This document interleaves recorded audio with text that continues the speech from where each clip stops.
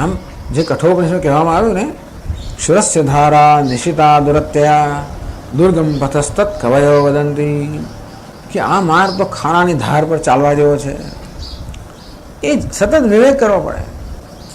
આસક્તિ અને પ્રેમ વચ્ચે એનો હંમેશા એ બધી વચ્ચેનો ભેદ છે ને ધીમે સૂક્ષ્મ થતો જાય છે.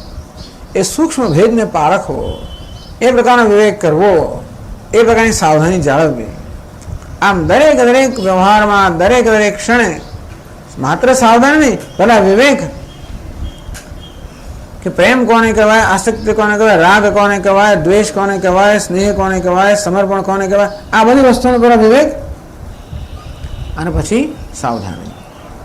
એટલે તો ચાલો આ કર્મયોગી જે છે એણે પોતાની બધી આસક્તિ, એટલે આપણને માર્ગ બતાવે મહાપુરુષો કે જગતની આસક્તિઓ મુક્ત થવું હોય તો ઈશ્વરમાં આસક્તિ ઉત્પન્ન કરવી જોઈએ. આના માટે ઈશ્વરમાં આસક્તિ થવાના કારણે જે જગતની આસક્તિમાંથી મુક્ત થયો, આમ ઈશ્વરનો આશ્રય પ્રાપ્ત કરવાના કારણે જે જગત પાસેના આશ્રયની જરૂરિયાતમાંથી મુક્ત થયો. પહેલી વસ્તુ કે અસક્ત બુદ્ધિ સર્વત્ર કોઈ પ્રકારના અપવાદ વગર બધી જગ્યાએ આસક્તિનો ભાવ. એથી શું થાય? આગળ કહે છે જીતાત્મા જીત વશીકૃત આત્મા અંતઃકરણમ યસ્ય સહ જીતાત્મા. તો કર્મયોગી કેવો બને? જીતાત્મા. આત્મા શબ્દનો અર્થ અંતઃકરણ કરવામાં આવ્યો. જેણે પોતાના અંતઃકરણ પર વિજય પ્રાપ્ત કર્યો છે, જેણે પોતાના મન પર વિજય પ્રાપ્ત કર્યો, અર્થાત જેણે પોતાના મનના આવેગોને જીતી લીધા છે, અર્થાત જે પોતાના આવેગોનો વશ થતો નથી. તો રાગ દ્વેષ કામ ક્રોધ ને આસક્તિ એટલે રાગ દ્વેષ વગર આવેગો હોય તો આવેગો સાથે સતત કામ કર્યા કરતો હોય છે. એટલે કર્મયોગી આપણે બહારથી કર્મ કરતો જાણે પણ અંદરથી પણ સતત કામ થતું હોય છે એનું.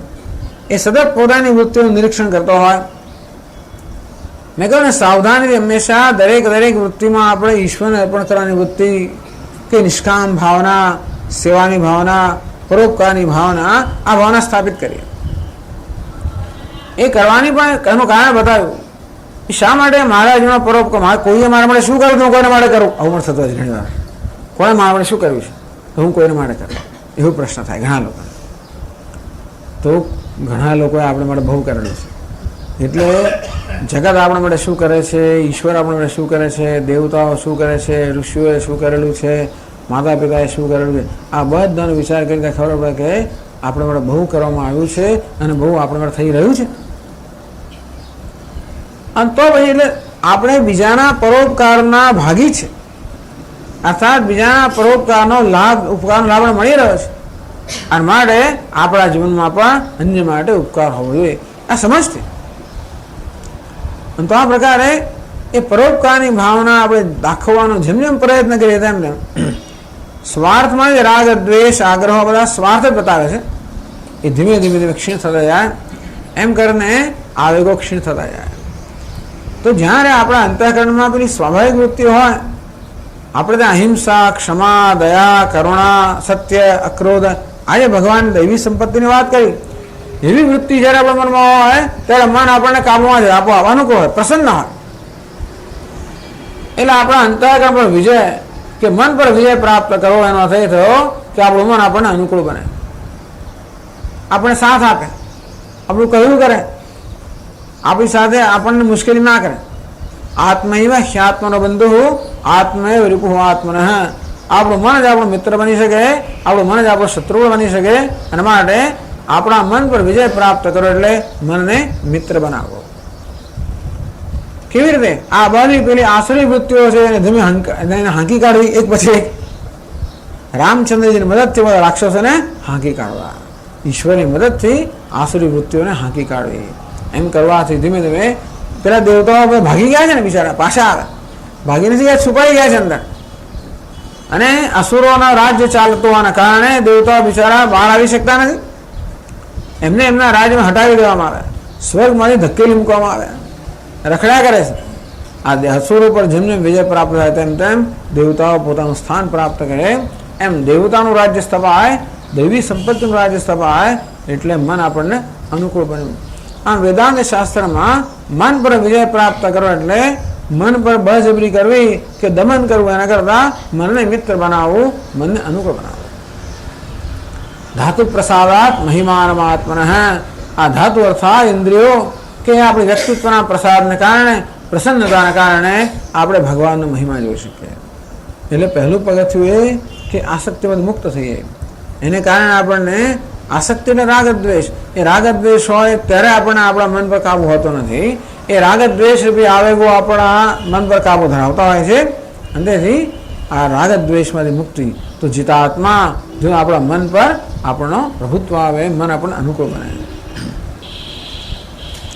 તો શું થાય? તો કહે છે વિગત સ્પૃહ,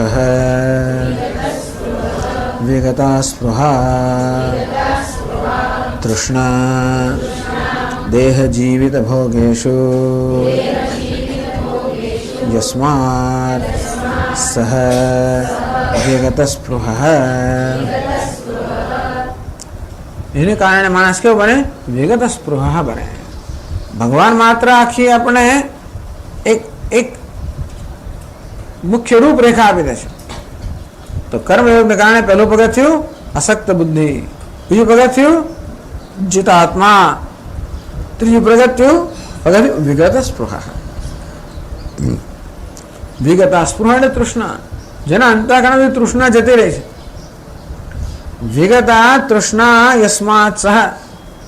વિગત સ્પૃહનો અર્થ બહુ સરસ કર્યો કે સ્પૃહાએ સ્વયં વિદાય લઈ લીધી છે. તૃષ્ણા દેહે જીવિત ભોગેશુ, ચાલો ભાઈ એને પુત્ર દારા બધા વગર તૃષ્ણા રહે નથી, તો બાકી શું રહ્યો? કદાચ પોતાના દેહમાં, અને પોતાનો દેહ સ્વસ્થ રહે, પોતાનું જીવન ટકી રહે, આ પ્રકારની છેલ્લી એક સ્પૃહા રહી જાય. એ સ્પૃહામાંથી પણ મુક્ત થઈ ગયો. એટલે બધા પ્રકારની સ્પૃહાએ જેના મનમાંથી વિદાય લીધી છે. એવું ક્યારે થાય ખબર છે? સ્પૃહાથી આપણે શું પ્રાપ્ત થાય? સ્પૃહા એટલે ઈચ્છા કે તૃષ્ણા. જ્યારે ઈચ્છા તૃપ્ત થાય કે તૃષ્ણા સંતોષ થાય ત્યારે આપણે આનંદ થાય. એટલે જ્યારે જ્યારે આપણને બહારના વિષયમાંથી આનંદ પ્રાપ્ત કરવો હોય ત્યારે એ વિષયની સ્પૃહા હોય, તૃષ્ણા હોય, અને આપણે ઈચ્છિત વિષય મળે એટલે આપણી સ્પૃહા કે તૃષ્ણા સંતોષ હોય, આપણે આનંદ થાય. તો હવે એવી કલ્પના કરો કે બહારના વિષયમાંથી આનંદ મળે છે, એ આનંદ ધારો કે આપણે અંદરથી મળતો થાય તો આપોઆપ જ બહારની તૃષ્ણા ઓછી થાય ને. તૃષ્ણા વિદાય એટલે આપણે એને દૂર કરી જાય નહીં. જ્યાં સુધી આપણા અંતરની અંદર કંઈક શૂન્યતા છે, ઉણપો છે, ત્યાં સુધી ઈચ્છીએ તો વગેરે તૃષ્ણા વિદાય ન થાય. જેમ અમુક પ્રકારના વાતાવરણમાં બેક્ટેરિયા વધ્યા જ કરે, ગરમી ને બધું હોય ને ત્યારે બેક્ટેરિયા વધે, મચ્છરો વધે આ ભેજમાં ને બધામાં, તેમ આપણા અંતઃકરણમાં જ્યાં સુધી ઉદાસીનતા હોય, વિષાદ હોય, શૂન્યતા હોય, એવું બધું હોય ત્યાં સુધી પેલી આસક્તિ, સ્પૃહા, તૃષ્ણા આ બધાને વધવા માટેનો આ બધા મચ્છરો છે એમને વધવા માટેની એક બહુ સરસ ત્યાં આગળ વાતાવરણ છે. એટલે તૃષ્ણા વગેરેનો ખોરાક કયો છે? અંદર રહેલી ઉદાસીનતા, વિષાદ, નિરાશા, આ બધી વસ્તુ અંતરમાં હોય છે ત્યાં સુધી આ તૃષ્ણા વગેરેને હંમેશા તો કે પોષણ મળે છે. એટલે એક જ ઉપાય છે તૃષ્ણાથી મુક્ત થવાનો, આંતરિક વિકાસ સાધો. આપણે મનને ગમે તેટલું સમજાવીએ તો અમુક હૃદય આપણે મુક્ત થઈ શકીએ, પછી નથી થઈ શકતા. આપણે મનને સમજાવીએ કે ભાઈ આ બરોબર નથી, બરોબર નથી, મન છોડે, પણ અમુક વખત પછી કે મારે તો જોઈએ, જીદ કરે છે. જેમ બાળકને સમજાવે ને અમુક હદ સુધી બાળકમાં, અને પછી કહે નહીં डैडी हमको तो चाहिए, बस ये तो ठीक नहीं है, ठीक है कि नहीं, हमको मारे જોઈએ જ જોઈએ. મન આપણું કહે કે જે કહે તે બરાબર, રસગુલ્લા ખરાબ છે તો પણ મારે તો જોઈએ છે. એ મનને ક્યાંકથી તો આનંદ જોઈએ જ ને. આના માટે આ મનને બહારના વિષયોની તૃષ્ણા મુક્ત કરવાનો એક જ ઉપાય છે, એને અંદરથી આનંદ પ્રાપ્ત કરાવવો. તો આગળના પગથિયા કયા? અશક્ત બુદ્ધિ, જીતાત્મા. મેં કહ્યું પ્રમાણે જેમ જેમ મન રાગ દ્વેષથી મુક્ત થાય એમ પ્રસન્ન બનતું જાય, એમ મનને અંદરથી આનંદ આવતો થાય, તેમ તેમ બહારથી આનંદની જે ઝીંખણા છે ઓછી થતી જાય. ના રીતે વિગત સ્પૃહ, બધી સ્પૃહાઓમાંથી, જરૂરિયાતોમાંથી, આસક્તિમાંથી મુક્ત થતું જાય. વિગત સ્પૃહ આ કર્મયોગની સિદ્ધિથી. કર્મજા સિદ્ધિ જ્ઞાન નિષ્ઠા યોગ્યતા લક્ષણ, આ પ્રકારનું વ્યક્તિત્વ કે આ પ્રકાર અંતઃકરણ પ્રાપ્ત કરે ત્યારે જ્ઞાન માટેની અને જ્ઞાનમાં નિષ્ઠા પ્રાપ્ત કરવાની યોગ્યતા પ્રાપ્ત કરી. આમાં જ્ઞાન થાય જ એટલે કે દેહ જીવિત ભોગે શું, ત્યાં સુધી કે પછી દેહ માટેની પણ કોઈ સ્પૃહા કે તૃષ્ણા રહી નથી કે મારું જીવન અમુક પ્રકારનું કે ટકવું જ જોઈએ એવું પણ તેના આગ્રહ નથી. ભગવાન જીવતો રાખે તો ઠીક છે અને ન રાખે તો નહીં. અત્યારે આપણે આવું કરવાની જરૂર નથી, પણ આ તો જે ભગવાન પર પૂર્ણ આધારિત છે. આપણે એવું જાહેર કરી દઈએ કે બસ ભગવાનને કંઈ ધંધોનું બીજું બહુ કામ કરવાનું છે અને માટે આપણે ભગવાને કે તું મારું ધ્યાન રાખતો કે રાખે, એવો નિયમ નથી કે રાખે. ભગવાન કે જે સતત મારું ચિંતન કરે એનું હું ચિંતન કરું છું. બાકી આપણે ભગવાનનું ચિંતન ના કરીએ અને અપેક્ષા રાખીએ ભગવાન આપણું ચિંતન કરે એવું ના બને. એ ત્યાં સુધી આપણે આપણું ધ્યાન રાખવું સારું. પરંતુ જેનું ધ્યાન પછી જીવન ભગવાનમય થઈ ગયું છે એને પોતાનું ધ્યાન રાખવાની અવકાશ જ નથી. અત્યારે ભગવાન કે હું એનું ધ્યાન રાખીશ. ટૂંકમાં કર્મયોગને કારણે, ઈશ્વરની સેવાને કારણે ઈશ્વર સાથે તાદાત્મ્ય પ્રાપ્ત કર્યું. આ સગુણ બ્રહ્મની ભક્તિ થઈ. 12મા અધ્યાયમાં જે વાત કરવામાં આવી કે સગુણ પરમાત્માની કે સવિશેષ પરમાત્માની ભક્તિ એટલે આ કર્મયોગ, ભગવાન સાથે તાદાત્મ્ય. સ્વાધ્યાયની મારી ભાષામાં કહીએ તો મોર ઓફ ઈશ્વર લેસ ઓફ આઈ. ટૂંકમાં જેમ ઈશ્વર આપણા જીવનમાં વ્યાપ્ત થતો જાય તેમ તો અહંકાર વિદાય લેતો જાય અને આ કર્મયોગી એટલે ભક્ત જેના જીવનમાં ઈશ્વર વ્યાપ્ત થઈ ગયો. હવે માત્ર જાણવાની એટલી જ જરૂર છે કે ઈશ્વર મારો આત્મા છે, બસ આટલું જ. ઈશ્વરનો અનુભવ છે, હવે એને આટલું જાણવાની જરૂર છે કે આ ઈશ્વર જેનો અનુભવી રહ્યો છું એ મારાથી ભિન્ન નથી, મારો જ આત્મા છે. જે અનુભવ નથી એ તો જ્ઞાન તો થાય જ નહીં. એટલે પહેલાં ઈશ્વરને અનુભવનો વિષય બનાવવો પડે અને ત્યાર પછી જ્ઞાનનો વિષય બને. એટલે આગળ કહે છે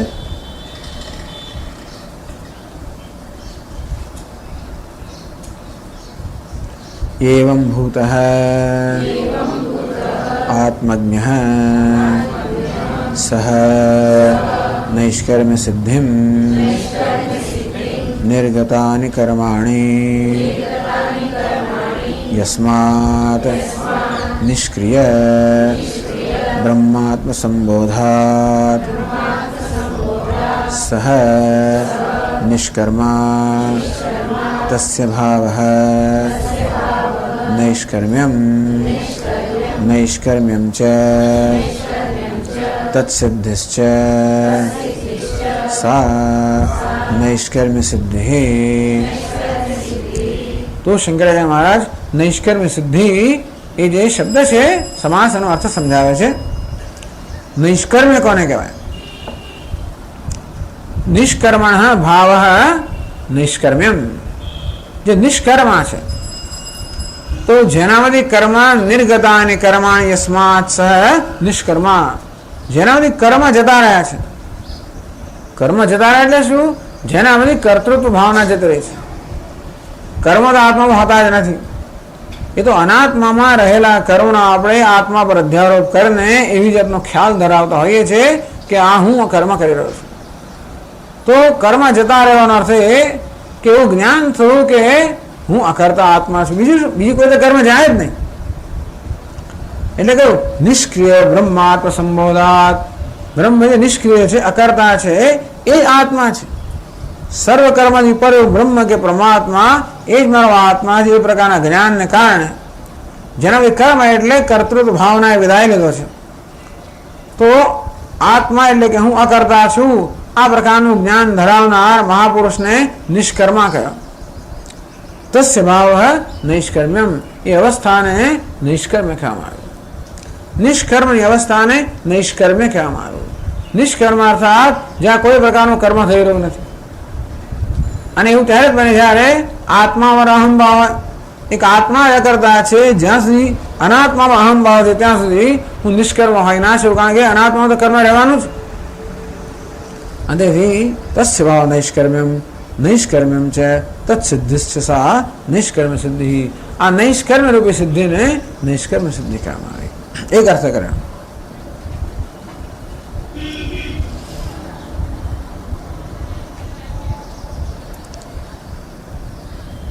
નૈષ્કર્મ્યસ્ય વા સિદ્ધિ નિષ્ક્રિય આત્મસ્વરૂપ અવસ્થાન લક્ષણસ્ય સિદ્ધિ નિષ્પત્તિ તામ નૈષ્કર્મ્ય સિદ્ધિમ. તો ક્યાં તો આ તત્પુરુષ સમાસ આપણે લઈએ તો નૈષ્કર્મ્ય સિદ્ધિ નૈષ્કર્મ્ય સિદ્ધિ.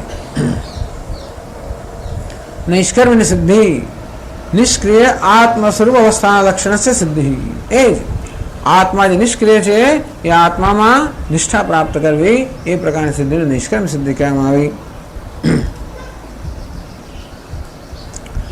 કામ એ પ્રકારની નિષ્કર્મ સિદ્ધિ. ટૂંકમાં આત્મા બ્રહ્મ છે, હું બ્રહ્મ છું એ પ્રકારના જ્ઞાનમાં નિષ્ઠા નામ છે નૈષ્કર્મ સિદ્ધિ. ભાઈ આવું નૈષ્કર્મ એવા શબ્દ પ્રયોગનો હેતુ છે. ભગવદ્ ગીતામાં કર્મની બહુ વાત થઈ રહી છે ને. અર્જુનનો પ્રશ્ન કર્મના વિષયમાં છે. એ કર્મ છોડવા માંગે છે, એ અયુદ્ધરૂપી કર્મ છોડી દેવા માંગે છે જેથી હું નિષ્કર્મ બની જાઉં. ભગવાન કે નિષ્ક્રિય બની જાય, નિષ્કર્મ ના બની જાય. કર્મને છોડવાથી માણસ નિષ્ક્રિય બને પણ જ્ઞાનથી નિષ્કર્મ બને. કર્મ છોડી દીધા પણ નિષ્ક્રિય બની જઈએ પરંતુ નિષ્કર્મ ના બને. કારણ કે હજી જ્યાં સુધી અનાત્મા ને આત્મા ત્યાં સુધી હું કર્મ નથી કરતો બસ એવી જાતે એક અભિમાન રહે, નિષ્ક્રિયતા આવી જાય. પણ નિષ્કર્મ એટલે આત્માનું જ્ઞાન, હું ક્યારેય કર્મ કરતો નથી, અકર્તા છું. તો આ પ્રકારની નિષ્કર્મ સિદ્ધિ એ કહે છે પરમામ. એક સમજાવે છે પરમાન પ્રકૃષ્ટામ કર્મજ સિદ્ધિ વિલક્ષણામ સદ્યો મુક્તિ અવસ્થાન રૂપામ સંન્યાસેન સમ્યક દર્શનેન તત્પૂર્વકેણ વા સર્વકર્મ સંન્યાસેન અધિગચ્છતે પ્રાપ્નોતિ. તો આ સિદ્ધિ પરમ સિદ્ધિ છે. એક બીજી સિદ્ધિ છે જે ઉતરતી સિદ્ધિ છે. આ કેવી છે? સર્વોત્કૃષ્ટ સિદ્ધિ છે. બીજી સિદ્ધિ કઈ તો અંતઃકરણ શુદ્ધિમાં સિદ્ધિ ગઈ. એના કરતા અત્યંત ચઢિયાતી આ જ્ઞાન નિષ્ઠારૂપી સિદ્ધિ જે છે એને પરમ સિદ્ધિ કહેવામાં આવે. એટલે કહ્યું કે પરમામ પ્રકૃષ્ટામ કર્મજે સિદ્ધિ વિલક્ષણામ. આ કર્મયોગને કારણે જ અંતઃકરણ શુદ્ધિરૂપી સિદ્ધિ પ્રાપ્ત કરતા વિલક્ષણ સદ્યો મુક્તિ અવસ્થા રૂપામ જીવન મુક્તિ રૂપી જે સિદ્ધિ છે એ આ મહાપુરુષ પ્રાપ્ત કરે છે. સંન્યાસથી પ્રાપ્ત કરે છે. સંન્યાસેન સમ્યક દર્શનેન. સંન્યાસનો અર્થ કર્યો આત્મજ્ઞાન. સમ્યક દર્શન અર્થાત આત્મા એટલે હું જેવો છું તેવા પ્રકારનું જ્ઞાન, હું બ્રહ્મ છું એ પ્રકારનું જ્ઞાન, સર્વ બ્રહ્મ છે એ પ્રકારનું જ્ઞાન. તત્પૂર્વકેણ વા સર્વકર્મ સંન્યાસેન. અથવા તો સંન્યાસનો અર્થ કર્યો બધા કર્મનો સંન્યાસ, હું અકર્તા આત્મા છું એને કારણે આપોઆપ બધા કર્મ છૂટી ગયા. એટલે કે કર્તૃત્વ બુદ્ધિ છૂટી જવી. તો સંન્યાસેન અધિગચ્છતિ. આ સંન્યાસ દ્વારા જ્ઞાન દ્વારા મહાપુરુષ આ પ્રકારની સિદ્ધિ પ્રાપ્ત કરે. એટલે પહેલી પંક્તિમાં કહેવામાં આવ્યું એ પ્રમાણે આ કર્મયોગમાં જન્મેલી સિદ્ધિ પહેલા પ્રાપ્ત થાય, ત્યારે પછી આ જ્ઞાન દ્વારા આ નૈષ્કર્મ સિદ્ધિ પ્રાપ્ત કરે. તો છેલ્લા વાક્યમાં કહે છે તથા ચ ઉક્તમ સર્વકર્માણિ મનસા સંન્યસ્ય નૈવ કુર્વન્ન કારયન્ન આસ્તે ઇતિ. તો પાંચમા અધ્યાયમાં એ વાત કહેવામાં આવ્યું આ નિષ્કર્મ સિદ્ધિ કે સંન્યાસ, વાસ્તવિક સંન્યાસ શબ્દનો શું અર્થ થાય એ જે પાંચમા અધ્યાયમાં સમજાવવામાં આવ્યો. ભગવાન શંકરાચાર્ય મહારાજે તથા જ ઉત્તમ ભગવાન આગળ કહ્યું કે સર્વકર્માણી મનસા સંન્યસ્ય. બધા જ કર્મ મન અર્થાત વિવેક બુદ્ધિ વડે છોડીને હું કરતા આત્મા જો જ્ઞાનથી સર્વકર્મ છોડીને નૈવ કુર્વન્ન ન કારયન, કંઈ કરતો પણ ના હોય અને કરાવતો ના હોય એ પ્રકારે આ મહાપુરુષ દેહરૂપી નગરીમાં નિવાસ કરે છે. એટલે ભગવાને કહ્યું કે પહેલાં કર્મયોગથી જન્મેલી સિદ્ધિ અને પછી જ્ઞાનયોગથી જન્મેલી સિદ્ધિ.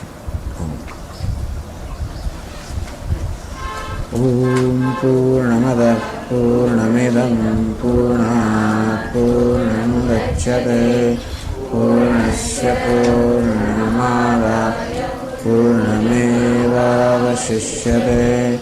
ઓમ શાંતિ શાંતિ શાંતિ. શંકરં શંકરાચાર્યં કેશવં બાદરાયણં સૂત્રભાષ્યકૃતો વંદે ભગવન્તો પુનઃ પુનઃ. ઈશ્વરો ગુરુરાત્મેતિ મૂર્તિભેદવિભાગિને વ્યોમવદ્વ્યાપ્તદેહાય દક્ષિણામૂર્તયે નમઃ. ઓમ શાંતિ શાંતિ શાંતિ. હરિ ઓમ. શ્રી ગુરુભ્યો નમઃ. હરિ ઓમ.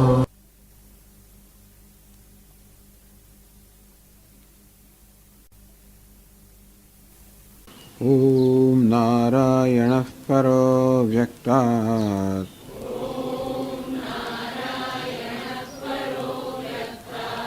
અંડમવ્યક્તસંભવમ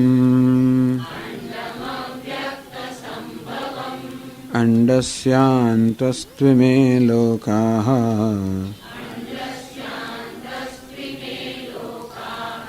સપ્તદ્વીપા ચ મેદિની અસક્તબુદ્ધિः સર્વત્ર જિતાત્મા વિગતસ્પૃહઃ નૈષ્કર્મ્યસિદ્ધિં પરમાં સંન્યાસેનાધિગચ્છતિ.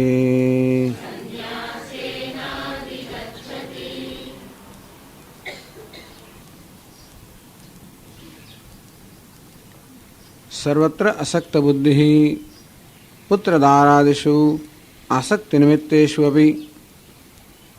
તો પુત્ર પત્ની વગેરે જે આપણી સાથે ઘનિષ્ઠ સંબંધથી જોડાયેલા હોય અને તેથી જેમાં આસક્તિ સ્વાભાવિક રીતે હોય અથવા આસક્તિ હોવાની બધી સંભાવના છે, આસક્તિની યોગ્યતા પણ છે, આસક્તિની સંભાવના છે, સ્વાભાવિક આસક્તિ હોય એવામાં પણ અસક્ત બુદ્ધિ એવા કશામાં પણ જેને આસક્તિ નથી.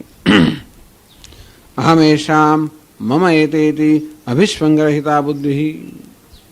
અર્થાત આ જ્ઞાની આસક્તિ ન હોવી એટલે શું? હું એમનો છું, એ મારા છે.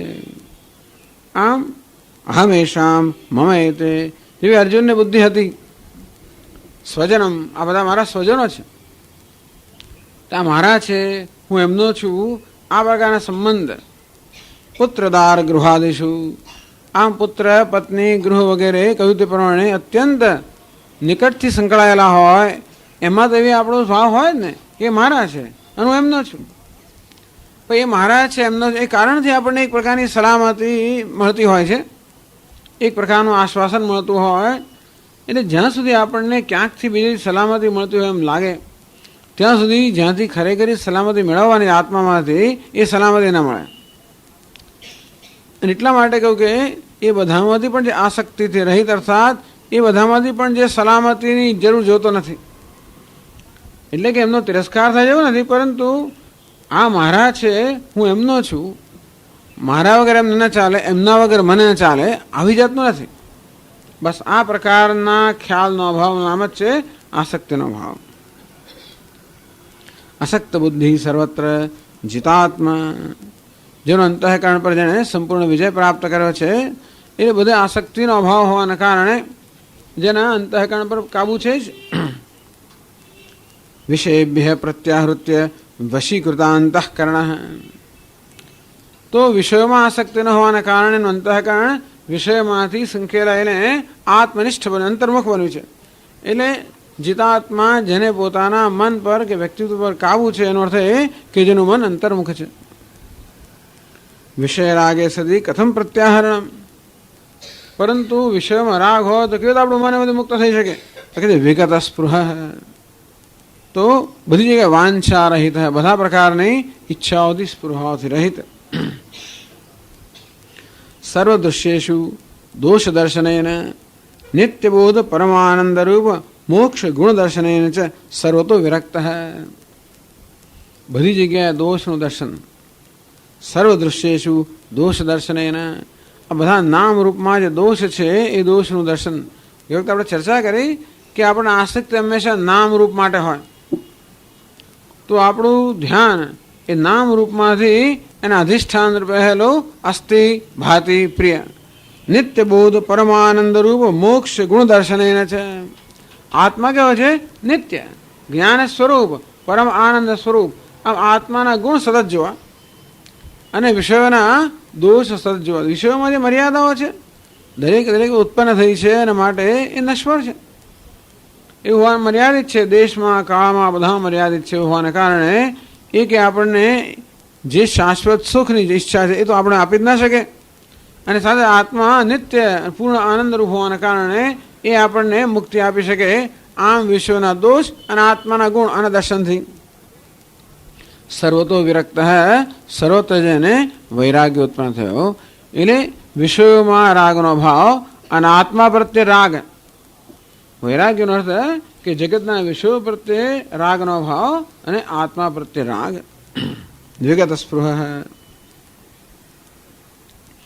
નિષ્કર્મ સિદ્ધિમ પરમામ સંન્યાસેન અધિગચ્છતિ.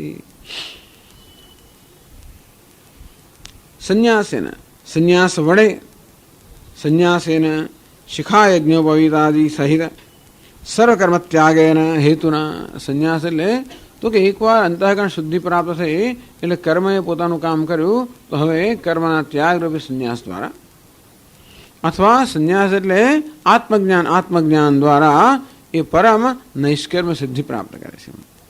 નૈષ્કર્મનો અર્થ સમજાયો નિષ્કર્મ, જેમાંથી કર્મ નથી અર્થાત જેમાં કર્તૃત્વ નથી એ બ્રહ્મને નિષ્કર્મા કહેવામાં આવ્યું.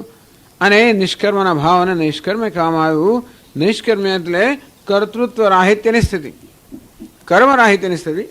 પણ કર્મ રાહિત્ય ત્યારે હોય જ્યારે કર્તૃત્વ રાહિત્ય હોય. એટલે નૈષ્કર્મ સિદ્ધિ એટલે આત્મા કે બ્રહ્મ જે સર્વ કર્મથી ને કર્તૃત્વ રહિત છે એના જ્ઞાનમાં નિષ્ઠા એટલે નૈષ્કર્મ સિદ્ધિ આ સંન્યાસથી પ્રાપ્ત કરે છે. સંન્યાસ હવે અર્થ કર્યા, એક તો વિવિધિશા સંન્યાસ અને બીજો જ્ઞાન લક્ષણ સંન્યાસ.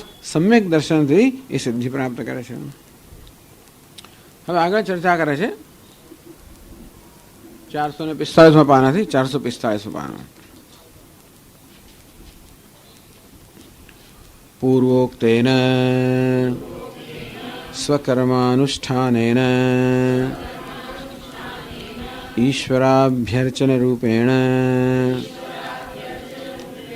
જનિતાં પ્રાગુક્તલક્ષણાં સિદ્ધિં પ્રાપ્તસ્ય ઉત્પન્નાત્મવિવેકજ્ઞાનસ્ય કેવલાત્મજ્ઞાનનિષ્ઠારૂપા નૈષ્કર્મ્યલક્ષણા સિદ્ધિः येन क्रमेण भवति तद्वक्तव्यम् इति आह. पूर्वोक्तेन સ્વકર્મ અનુષ્ઠાન ઈશ્વર અભ્યર્ચન રૂપેણ. આગળ કહેવામાં આવ્યું કે સ્વકર્મ પોતાનું જે કર્તવ્ય કર્મ હોય એ કર્તવ્ય કર્મ કરવું. ઈશ્વર અભ્યર્ચ રૂપેણ સ્વકર્મણા તમભ્યર્ચ, પોતાના કર્તવ્ય કર્મ દ્વારા ઈશ્વરની આરાધના કરતા કરતા યદ કરોશી યદ અશ્નાસી યદ જુહોશી યદ દદાસી યદ તપસ્યસી તત્ કુરુષ્વ મદર્પણમ. આમ ઈશ્વર પ્રત્યે એક સમર્પણની ભાવના. ઈશ્વરની આરાધના કરવી એટલે આપણા મનમાં એક સમર્પણની ભાવના. એ સમર્પણની ભાવના જન્મે છે આપણે જ્યારે જોઈએ કે બધું ઈશ્વરનું જ છે, એવી સમજ કે જે કાંઈ છે એ વાસ્તવમાં ઈશ્વરનું જ છે. એ જ સર્જક છે, એ જ પાલક છે, એ જ નિયામક છે, એ જ દાતા છે. તેથી આપણે કશાના માલિક છીએ નહીં. ખરેખર આ જે કંઈ છે એ બધું આપણને વાપરવા આપવામાં આવ્યું છે, આપણે અનામત રૂપે આપવામાં આવ્યું છે. અર્થાત આપણે માત્ર વહીવટ કરનાર છીએ, માલિક નથી. ત્યાં સુધી કે આ દેહ મન બુદ્ધિનો સંઘાત છે એ પણ ખરેખર તો ઈશ્વરે સર્જ્યો છે, આપણને અનામત રૂપે આપવામાં આવ્યો છે અને આપણને વહીવટ કરનાર છે, માલિક નથી. આમ માલિકીની ભાવના ન હોવી એનો અર્થ સમર્પણ. એટલે ગીતાના 9મા અધ્યાયમાં ભગવાન કહે કે જે કંઈ કરે મને અર્પણ કર. એટલે પત્ર પુષ્પ કંઈક મને અર્પણ કર, આમ સમર્પણ બુદ્ધિ.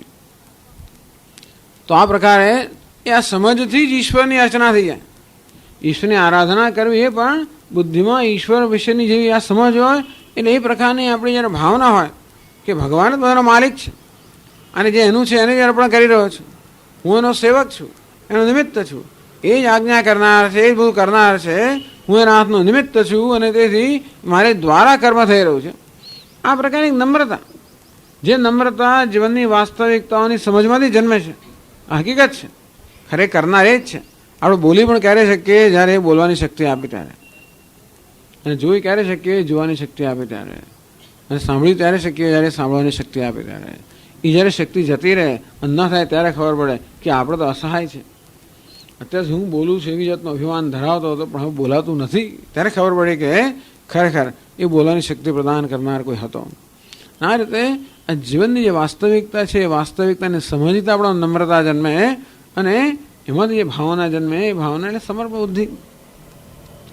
એ દ્વારા જે કર્મ થાય એ સમર્પિત જ થાય. કર્મ સમર્પિત કરવા માટે કોઈ વિશેષ કરવું ના પડે. મનમાં સમર્પણ બુદ્ધિ હોય એટલે જે કર્મ થાય એ સમર્પિત જ થાય. જેમ આપણે ઘરે રસોઈ કે નોકર આવતો હોય, જે કર્મ કરે એ સમર્પિત જ થાય.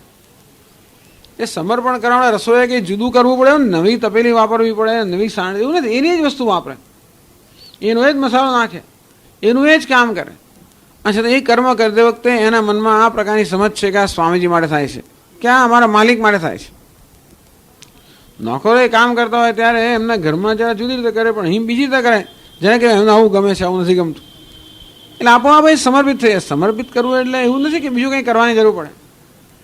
આ રીતે ઈશ્વરનું કાર્ય છે, ઈશ્વરને ગમે એ રીતે કરવું. આમ ઈશ્વર અભ્યર્ચન રૂપેણ જનિતા, આમ બસ આમ કરવાથી જ મનનો બધો મેલ ધીમે ધીમે ધોવાઈ જાય. ભગવદ્ ગીતામાં આપણા મનનો મેલ ધોવા માટે આ એક વસ્તુ આપણે કહે છે કે આપણી બુદ્ધિની અંદર આ પ્રકારે ભગવાનને ખુશ કરવાની ભાવના, ઈશ્વરને સમર્પિત થવાની ભાવના, એટલે જે કે મને આપવામાં આવ્યું છે એ ઈશ્વરને અર્પણ કરવાની ભાવના, બસ આ ભાવના જે છે એ બધો મેલ દૂર કરે છે.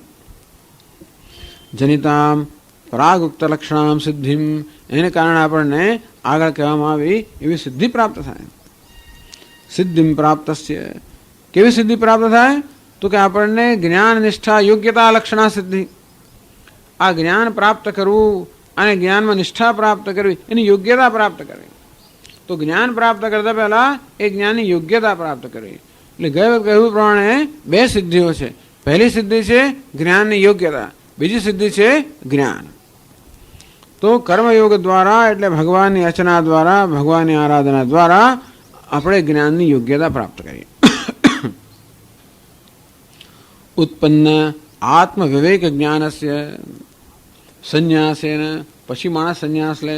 સંન્યાસ લે એટલે શાસ્ત્રનું શ્રવણ મનન વગેરે કરે, તો એટલે કે શાસ્ત્રના એને શાસ્ત્ર ઉપદેશ પ્રાપ્ત થાય. ઉત્પન્ન આત્મ વિવેક જ્ઞાનસ્ય, તો પછી આત્મા અનાત્મનો વિવેક જન્મે.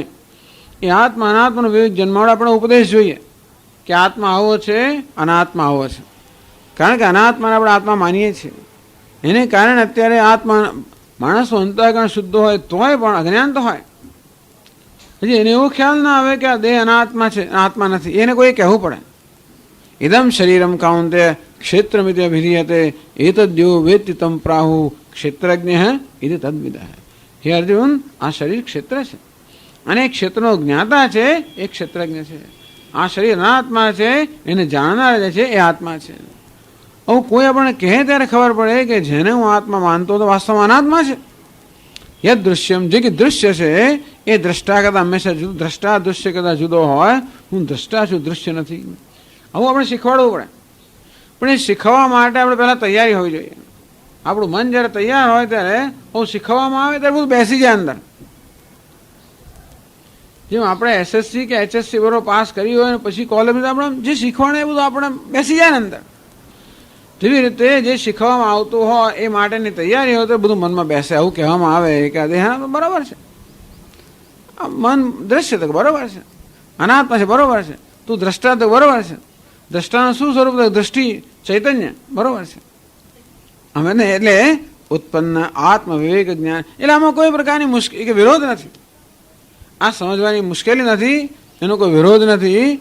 અને ઘણી વાર શું થાય છે કે આપણે અમુક જાતનો ઉપદેશ સ્વીકારવા એટલા માટે તૈયાર નથી કે અત્યારના આપણા ખ્યાલ સાથે એને મોટો સંઘર્ષ થતો હોય અને તેથી આપણો ભય પણ લાગે અમુક પ્રકારના. એવું હોતું નથી. એટલે શાસ્ત્રના શ્રવણ વગેરે દ્વારા ઉત્પન્ન આત્મ વિવેક જ્ઞાનસ્ય જન્મમાં આત્માના વિવેકનું જ્ઞાન જન્મ્યું છે. આત્માનાત્મ વિવેક જ્ઞાન જન્મ્યું છે. આવું થયું. હવે બીજી સિદ્ધિ કેવલ આત્મજ્ઞાન નિષ્ઠા રૂપા નૈષ્કર્મ લક્ષણા સિદ્ધિ. હજી પણ આ જ્ઞાનમાં નિષ્ઠા પ્રાપ્ત કરવી. કેવલ આત્મજ્ઞાન નિષ્ઠા રૂપા, આત્મા જે કેવલ છે, અદ્વિતીય છે, એમાં નિષ્ઠા પ્રાપ્ત કરવી. હું અદ્વિતીય આત્મા છું, સર્વ અદ્વિતીય આત્મા છે, આ જ્ઞાનમાં નિષ્ઠા પ્રાપ્ત કરવી. અને તો જ જે અદ્વૈત હોય ત્યાં જ નૈષ્કર્મ હોઈ શકે. જે અદ્વૈત હોય તે હંમેશા કર્મ હોવાનું છે.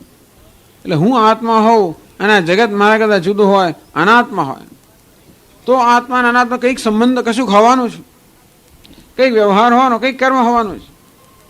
ક્યાં તો અનાત્મા અનુકૂળ છે, પ્રતિકૂળ છે, સારું અનુકૂળ હોય તો મને જોઈએ છે, પ્રતિકૂળ એમ કરીને કંઈક તો થવાનું છે.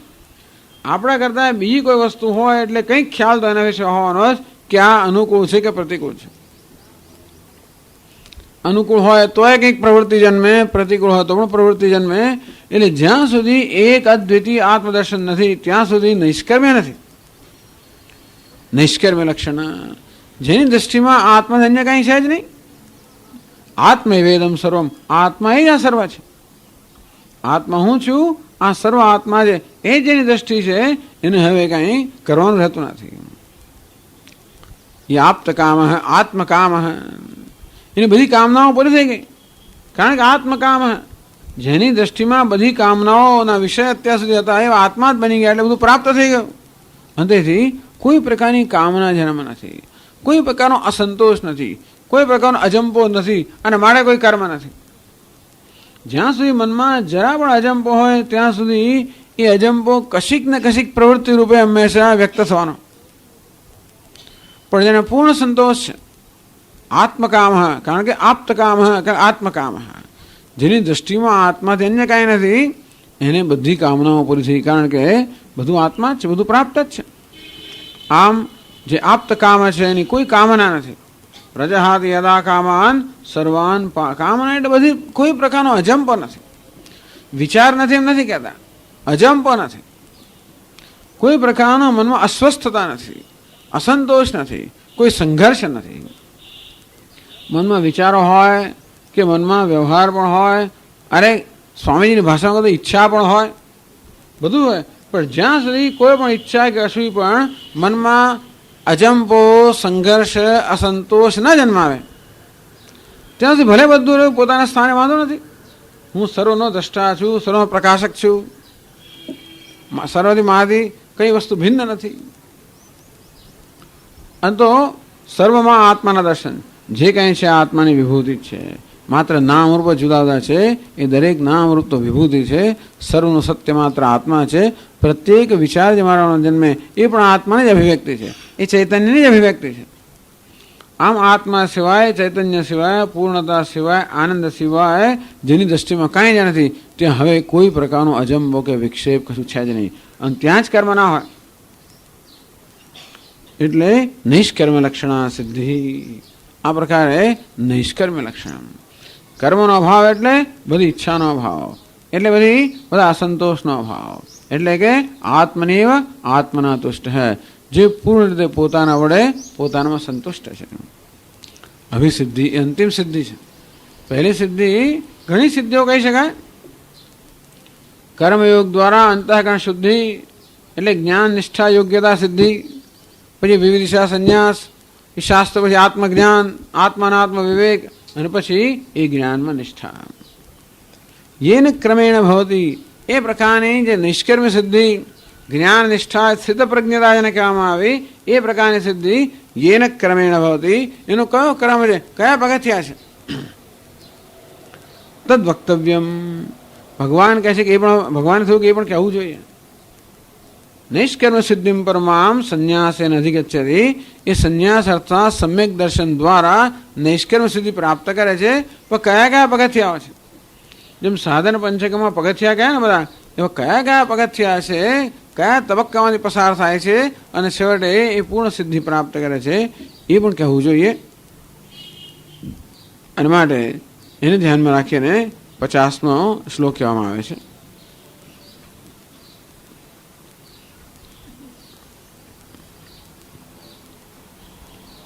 એટલે આમ તો બધું કહેવાય ગયું. કોઈ પૂછે કે ભાઈ હવે કહેવાનું તો બધું કહેવાય ગયું. નૈષ્કર્મ સિદ્ધિને ફલ પ્રાપ્તિની વાત કરી, ફળની વાત કરી, કર્મયોગની વાત કરી, આ બધી વાત કહેવાય કે હવે કહેવાનું રહ્યું શું? જ્ઞાન પ્રાપ્તિ યોગ્યતાવત ચાત સમ્યક દિહ તત્ફલ પ્રાપ્ત મુક્ત ઉક્તાયામ. તો કર્મયોગને કારણે અંતઃકરણ શુદ્ધિ, એને કારણે આત્માનાત્મ વિવેક, એને કારણે પછી જ્ઞાન નિષ્ઠા, એને કારણે મુક્તિ કહેવાય તો કઈ બધું. વક્તવ્ય શેષ નાસ્તી, એવું કંઈ કહેવાનું રહેતું નથી. તો ભગવાન એમ ચાલુ રાખે છે પ્રવચન. એટલે શંકરાચાર્ય મારે સમજાવવું છે કંઈ કહેવાનું છે માટે ભગવાન કહે છે. જો એની વસ્તુ કહેતા હોય તો કદાચ એ મહત્વનો માટે કહેતા હોય. ભગવાન કંઈક કહેવા ખાતા તો કહે જ નહીં. પણ હવે જે કહેવાય કંઈક નવું છે, કંઈક જુદું છે, એટલા જ માટે કે હવે આમ જે બધું કહેવાય ગયું કંઈક બાકી રહી ગયું છે. વક્તવ્ય શેષ હસ્તી, કંઈક કહેવાનું બાકી છે. શું બાકી છે? તદ વક્તવ્યમ, દેટ ક્રમાખ્યમ વસ્તુ તદ ઇતિ ઉચ્યતે. એ ક્રમ કહેવાનો બાકી રહ્યો.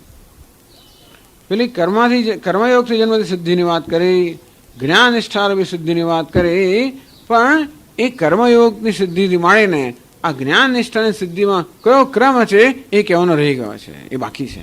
અને માટે હવે પછીના શ્લોકો એને માટે છે. કહે છે 50મા શ્લોકમાં,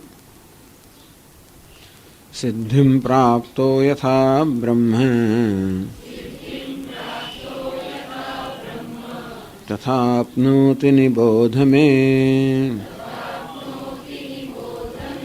સમાસેનૈવ કૌન્તેય નિષ્ઠા જ્ઞાનસ્ય યા પરા.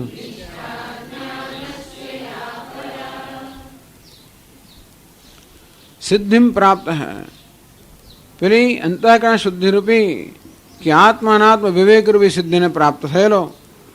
યથા બ્રહ્મ આપનોતી, એ છેડે બ્રહ્મ નિષ્ઠા રૂપી અંતિમ સિદ્ધિ પ્રાપ્ત કરે છે. જે રીતે તથા નિબોધ મેં, એ ક્રમ જે છે હે અર્જુન તું મારી પાસે જાણ. સમાસે ને અર્જુન તને સંક્ષેપમાં કહીશ. હે કૌંતેય, યા જ્ઞાનસ્ય પરાનિષ્ઠા, જ્ઞાની જે પરાનિષ્ઠા છે, યદ અનંતરમ સાધનાંતરમ નનુષ્ઠેયમસ્તિ, એને પરાનિષ્ઠા કહેવાય. યા સા કાષ્ઠા સા પરાગતિ, જે પ્રાપ્ત કર્યા પછી કશું પ્રાપ્ત કરવાનું રહે નહીં. અર્થાત જે સિદ્ધ કર્યા પછી કશું બીજું સાધન કરવાનું રહે નહીં. અર્થાત જીવન મુક્ત. મુક્ત એટલે એને કંઈ સાધન પણ નથી કરવાનું હોય. તો એને કહેવામાં આવ્યું જ્ઞાનસ્ય પરાનિષ્ઠા, અજ્ઞાનની પરાનિષ્ઠા. એટલે જ્ઞાન થયા પછી પણ કંઈ કરવાનું રહેતું હોય, જ્ઞાનમાં નિષ્ઠા પ્રાપ્ત કરવાનું રહેતું હોય. જાણો છો તે પ્રમાણે શ્રવણ, મનન, નિધિધ્યાસન, આવરણ, સંશય અને વિપર્ય, અજ્ઞાન છે દૂર કરવા માટે શ્રવણ, સંશયો દૂર કરવા માટે મનન અને દેહાત બુદ્ધિ દૂર કરવા માટે નિધિધ્યાસન. એટલે શ્રવણ મનનથી જ્ઞાન થયા પછી પણ આ દેહાત બુદ્ધિમાં મુક્ત થવા માટે નિધિધ્યાસનની જરૂર છે. એની ભગવાન વાત કરે છે મુખ્યત્વે. એને માટે આપણે જોઈએ પેલો કર્મ સંન્યાસ જોઈએ, એને માટે વિવિધિશા સંન્યાસ જોઈએ. એટલે બીજા બાદ નહીં, બીજી બધી પ્રવૃત્તિ છોડીને માણસ બસ માત્ર જ્ઞાનમાં નિષ્ઠા પ્રાપ્ત કરવા માટે જ સમર્પિત હોય, એવું જીવનનું નામ વિવિધિશા સંન્યાસ. તો ભગવાન એ પ્રકારના સંન્યાસની વાત કરે છે. સંન્યાસેન અધિગચ્છતિ, આગળ કહેવામાં આવ્યું કે સંન્યાસ વડે આ સિદ્ધિ પ્રાપ્ત કરે છે. સંન્યાસનો એક અર્થ કરવામાં આવ્યો સમ્યક દર્શન, અર્થાત આત્માનું યથાર્થ દર્શન. બીજો અર્થ કરવામાં આવ્યો કે દર્શનને કારણે સર્વકર્મ ત્યાગરૂપી સંન્યાસ. તો પછીના શ્લોકોમાં ભગવાન જે વાત કરે છે એ સર્વકર્મનો ત્યાગ, જેણે બધા જ કર્મોનો, બધી જ પ્રવૃત્તિનો ત્યાગ કર્યો છે, અને જે હવે આ રીતે આત્મજ્ઞાનમાં નિષ્ઠા પ્રાપ્ત કરવા માટે સમર્પિત થયો છે એની વાત કરે છે. એ પણ કહેવું જોઈએ. ભગવાન કોઈ કોઈ જગ્યાએ વાત કરે છે ગીતામાં, જે આપણને લાગે આ સંન્યાસની વાત થઈ રહી લાગે છે, કર્મ ત્યાગની વાત થઈ રહી લાગે છે. હવે પછીના જે શ્લોકો આવે છે એમાં ભગવાન આ કર્મનો ત્યાગ કહેતા તો નથી, પણ જે કરવાનું કહે છે એ ત્યારે જ થઈ શકે જ્યારે કોઈ કર્તવ્ય ના હોય ત્યારે. આમ 6ઠ્ઠા અધ્યાયમાં કહ્યું, શુચૌ દેશે પ્રતિષ્ઠાપ્ય નહીં યોગી યુંજીત સતતમ આત્માનમ રહસ્ય સ્થિત એકાકી યત ચિત્તાત્મા નિરાશી અપરિગ્રહ. કોઈ પ્રકારની અપેક્ષા વગર, કોઈ પ્રકારના પરિગ્રહ વગર એકલો એકાંતમાં સતત પોતાના ચિત્તને આત્મામાં જોડેલું રાખે. આવું માણસે કે જવાબદારી છે કે નહીં, ન હોય તો જ થાય ને. એટલે આવા વર્ણન દ્વારા આપણે એવું એમાંથી આવા વર્ણનથી વેદાંતી લોકો કહે કે જો આ સંન્યાસનું વર્ણન છે એમ કરે ને. કર્મ સંન્યાસ નામની વસ્તુ જે છે એ પણ કર્મ સંન્યાસ છે એવું સાબિત કરે. ભગવાન હવે એ પ્રકારની વાત કરવાના છે. તો ભાષ્યમાં કહે છે હવે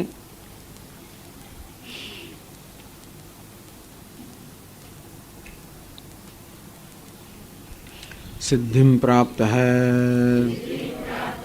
સ્વકર્મણા ઈશ્વરમ સમભ્યર્ચ્ય તત્પ્રસાદજાન કાયેન્દ્રિયાણામ જ્ઞાનનિષ્ઠા યોગ્યતા લક્ષણામ સિદ્ધિમ પ્રાપ્ત.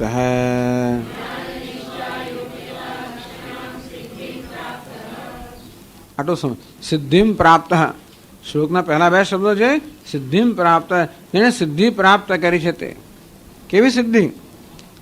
સ્વકર્મણા ઈશ્વરમ સમભ્યર્ચ્ય, પોતાના કર્મથી ઈશ્વરની સારી રીતે અર્ચના કરતા કરતા, ઈશ્વરને ખુશ કરતા કરતા, ઈશ્વરની આરાધના કરતા કરતા, ઈશ્વરને સમર્પણ કરતા કરતા.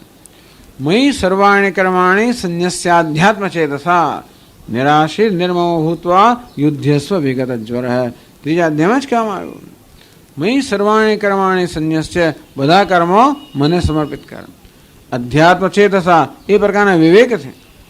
ભગવાન આપને કર્મ સમર્પિત કરો એટલે શું? તો કે આ પ્રકારનો વિવેક કે જે કાંઈ છે એ ઈશ્વરને સમર્પિત થયેલું જ છે. સમર્પણ કંઈ નવું કરવાનું નથી, સમર્પણ છે એ ધ્યાનમાં રાખીને એ પ્રકારે ये तो સર્વાણી કર્માણી મયી સંન્યસ્ય મત્પરાહ. વારવાર ભગવાન મયી સંન્યસ્ય એટલે મયી સમર્પ્યા, બધા કર્મ મને સમર્પિત કરવા. તો સ્વકર્મણા ઈશ્વરમ સમ્યક અભ્યર્ચ્ય, પોતાના કર્મથી ઈશ્વરની સારી રીતે અર્ચના કરતા, આરાધના કરતા, તત્પ્રસાદજામ, તો ઈશ્વરની પ્રસન્નતા પ્રાપ્ત થાય, ઈશ્વરનો અનુગ્રહ પ્રાપ્ત થાય. ટૂંકમાં પહેલો તબક્કો છે ઈશ્વરનો અનુગ્રહ, બીજો તબક્કો છે ઈશ્વરનું જ્ઞાન. ઈશ્વરના અનુગ્રહથી આપણા માર્ગમાં રહેલા જે કે અવરોધો બધા દૂર થાય. અને અવરોધો મુખ્યત્વે અંદર રહેલા છે, બહાર પણ હશે પણ અંદર રહેલા છે. એને અંતઃકરણની મલિનતા કહેવામાં આવે છે, રાગ દ્વેષ વગેરે કહેવામાં આવે છે. તત્પ્રસાદજામ, તો ઈશ્વરની પ્રસન્નતા પ્રાપ્ત થાય, તેના રાગ દ્વેષ જે શત્રુઓ છે એ શત્રુઓ ધીમે ધીમે ધીમે ક્ષીણ થતા જાય. અને એ રાગ દ્વેષ વગેરે મલિનતા હોવાને કારણે જ આપણું મન, આપણું શરીર આપણો સહકાર નથી આપતો, એવું થતું હોય છે. એટલે કહ્યું તત્પ્રસાદજામ કાયેન્દ્રિયાણામ જ્ઞાનનિષ્ઠા યોગ્યતા લક્ષણામ સિદ્ધિમ પ્રાપ્ત. એમ કરવાથી આપણું શરીર, ઇન્દ્રિયો, મન, બુદ્ધિ આ બધામાં પ્રસન્નતા આવે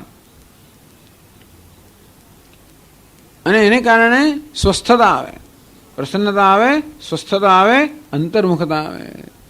આપણે એ તકલીફ ના કરે, એ તકલીફ કરનારા એ જ છે બધા.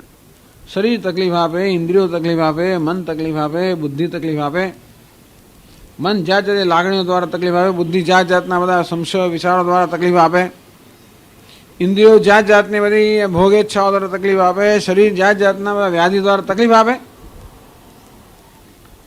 તો જે કંઈ પૂર્વકર્મ હોય એને કારણે બધી તકલીફો આવતી હોય, પણ ઈશ્વરના પ્રસાદથી કે ઈશ્વરના અનુગ્રહથી આ બધી જે મુશ્કેલીઓ છે દૂર થાય. તત્પ્રસાદજામ, ટૂંકમાં ઈશ્વરને આરાધના કરવાથી ઈશ્વરની અનુકૂળતા કે ઈશ્વરનો પ્રસાદ, ઈશ્વરનો અનુગ્રહ પ્રાપ્ત થાય. અને કાય ઇન્દ્રિયાણામ, આ કાય ઇન્દ્રિયો વગેરે જ્ઞાન નિષ્ઠા યોગ્યતા લક્ષણામ સિદ્ધિમ, તો આપણું મન વગેરે જ્ઞાનમાં નિષ્ઠ બની શકે એ પ્રકારની યોગ્યતા પ્રાપ્ત કરવી આ સિદ્ધિ પ્રાપ્ત થઈ. યદા પંચાવતિષ્ઠન્તે જ્ઞાનાની મનસા સહ, જ્યારે આ પાંચેય જ્ઞાનેન્દ્રિયો મન સહિત પોતપોતાના સ્થાનમાં સ્થિર બેઠેલી છે, કકડાટ નથી, કંઈ અજંપો નથી ઉત્પન્ન કરતી કે વિક્ષેપ ઉત્પન્ન કરતી નથી, એ જ કર્યા કરે ને કશું ને કશું. જેમ આપણે ઘણી વાર થતું હોય ને, પ્રવચન ચાલતું હોય ને ક્યાં ક્યાં કંઈ ખણખોદ થયા કરતું હોય કે અંદર વાતો કર્યા કરતું હોય, કોઈ પેલી પ્લાસ્ટિકની બેલી ખોલ બંધ કર્યા કરતું હોય, કોઈ નાનું પેલું છોકરું ટેં કરતું હોય, કશું થતું હોય. આ કેવું આપણા કેમ ખીચડી ખાતા હોય ને સરસ કોળને કાંકરો આવે ને કેવું થાય આપણને, એમ આવી રીતે આપણો મન જ ઘણી વાર કંઈ કર્યા કરતું અંદર અંદર, એમ કરીને મનની અંદર જ કંઈ અજંબો ચાલ્યા કરતો હોય, એટલે આપણને જોઈ એવી સ્વસ્થતા ન મળે. એટલે આ બધા જ કકડાટ કરતા બંધ થાય કે આ બધા જ આપણને કોઈ રીતે મુશ્કેલી કરતા દૂર થાય. યદા પંચાવતિષ્ઠન્તે જ્ઞાનાની મનસા સહ, આ જ્ઞાન પાંચેય જ્ઞાનેન્દ્રિયો પોતાના અને મન સહિત જ્યારે પોતાના સ્થાનમાં પ્રસન્નતાથી સ્થિર છે, એનામાં કોઈ અજંબો નથી. નહીં તો પછી આમ જોતો હોય, પેલી બાજુ જોતો હોય. આપણે એને શીખવાડતા હોઈએ ને પછી તે ઘણી વાર થાય ને, સ્વામી બેસું છું ખરો પણ બરોબર વાંચતો નથી, પેલો ભણતો નથી. સાહેબ આવે જ્યારે ટ્યુશનમાં, પેલાનું ધ્યાન ક્યાં હોય? પેલી બાજુ ક્રિકેટ ચાલતી હોય એટલે એનું ધ્યાન એ બાજુ હોય, બીજું કંઈ ચાલતું હોય. તેથી તેવી રીતે આપણું મનને એજન્ડા જુદો હોય, મનની મહત્વ બુદ્ધિ બીજે ક્યાંક હોય.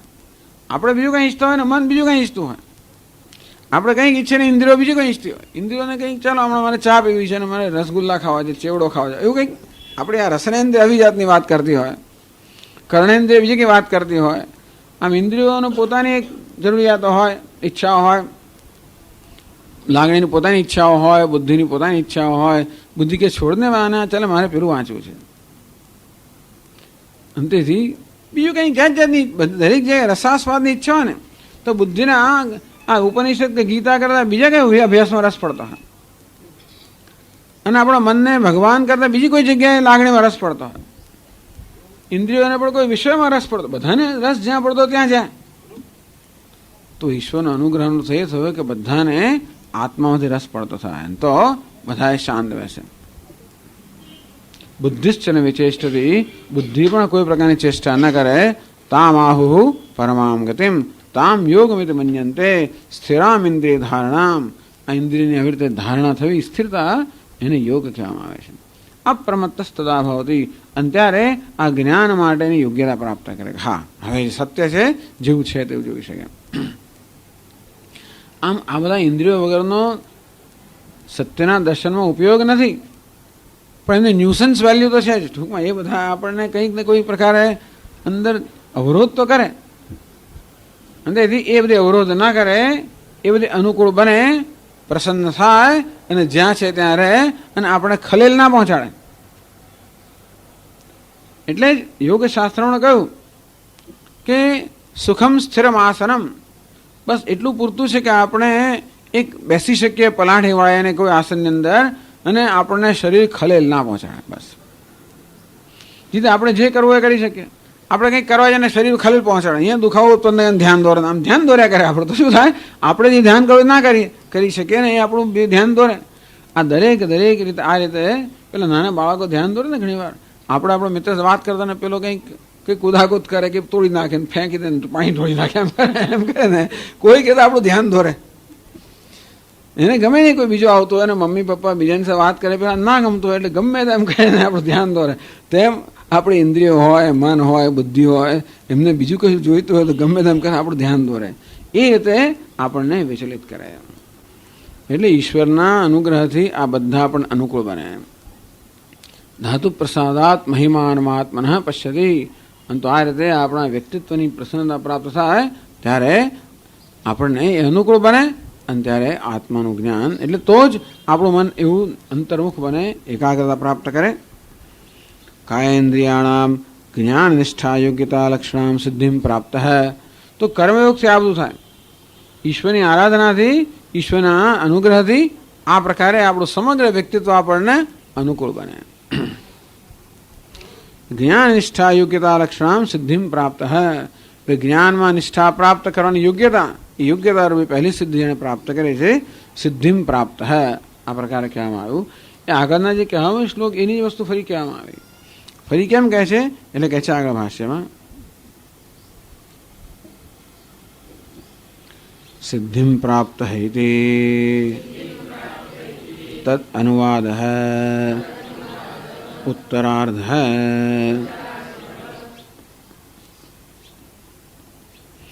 તો આગળ શ્લોકમાં કહેવામાં છે સિદ્ધિમ પ્રાપ્ત હૈ, એ શબ્દો દ્વારા આગળના શ્લોકમાં કહેવામાં આવ્યું એ જ વસ્તુ ફરી કહેવામાં આવી, એને અનુવાદ કહેવામાં આવ્યો. શેના માટે? ઉત્તરાર્ધ. એટલે આગળના શ્લોક સાથે જોડવા માટે. હવેના શ્લોકમાં જે કહેવાનું છે એને આગળના શ્લોકમાં જે કહેવાય ગયું એને જોડવા માટે આગળના શ્લોકમાં જે કહેવામાં આવ્યું એના બે શબ્દોમાં અનુવાદ કરવામાં આવ્યો ઉત્તરાર્ધ. જેથી હવે પછી જે કહેવાનું છે એ કહી શકાય.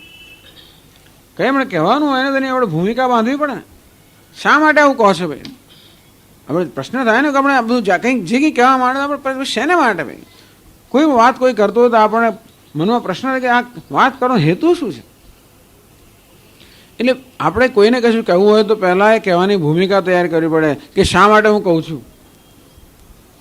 અને ત્યાર પછી એ વ્યક્તિ જે છે આપણે સાંભળવા તૈયાર થાય. બાકી આપણે જે કહીએ એમાં એને કંઈ રસ એમાં એને કોઈ એ લાગે કે આ તો કોઈ પ્રકાર ઉપયોગી છે જ નહીં, કે આ તો કંઈ ધંગ ધડાવરનું કહે છે કે એને કંઈ એવું લાગે તો કોઈ આપણે સાંભળે નહીં. એટલા માટે એટલે ભૂમિકા આપણે તૈયાર કરવી પડે. તેવી રીતે ભગવાન પણ પોતે જે કહેવાના છે એની ભૂમિકા તૈયાર કરે. કારણ કે આગળ જે કહેવાય ગયું એ બધું એ લાગે કે બધું કહેવાય ગયું કંઈક બાકી રહ્યું નથી. તો ભગવાન કહે કંઈક બાકી છે. શું બાકી છે? સિદ્ધિમ પ્રાપ્ત હૈ.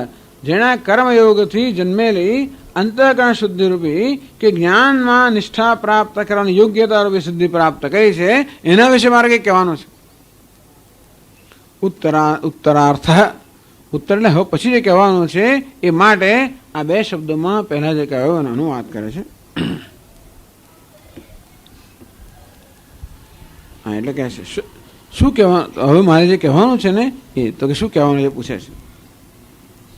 કિમ તદુત્તરમ યદર્થ અનુવાદ ઇતિ ઉચ્યતે. ભાઈ આપને શું કહેવાનું છે જેને કારણે આપ આ અનુવાદ કરો છો? સિદ્ધિમ પ્રાપ્ત એ તો આગળના શ્લોકની વાત કરવામાં આવી. તો અનુવાદ કરવાનો હેતુ શું? કિમ તદુત્તરમ એ ઉત્તર એટલે હવે પછી શું કહેવાનું છે જેને કારણે આ સિદ્ધિમ પ્રાપ્ત એ શબ્દોમાં આપે આગળ જે કહ્યું એ જ ફરી કહ્યું એવું કહેવાનું કારણ શું? હવે પછી આપ શું કહેવાના છે? તો કહે છે યથા યેન પ્રકારેણ જ્ઞાનનિષ્ઠા રૂપેણ બ્રહ્મ પરમાત્માનમ આપનોતિ તથા તમ પ્રકારમ જ્ઞાનનિષ્ઠા પ્રાપ્તિક્રમમ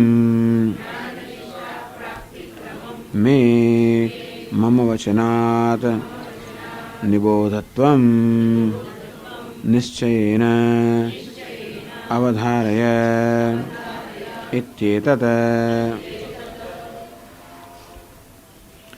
યથા બ્રહ્મ આપનોતિ તથા મે નિબોધ. યથા યેન પ્રકારેણ જે રીતે બ્રહ્મ આપનોતિ તો જ્ઞાન નિષ્ઠારૂપેણ બ્રહ્મ પરમાત્માનમ આપનોતિ. તો એકવાર પેલી અંતઃકરણ શુદ્ધિ પ્રાપ્ત થઈ પછી જે રીતે હવે બ્રહ્મ જ્ઞાન પ્રાપ્ત કરે અને બ્રહ્મમાં નિષ્ઠા પ્રાપ્ત કરે. બ્રહ્મ પરમાત્માનો આપનોતિ. બ્રહ્મને એટલે પરમાત્માને પ્રાપ્ત કરે.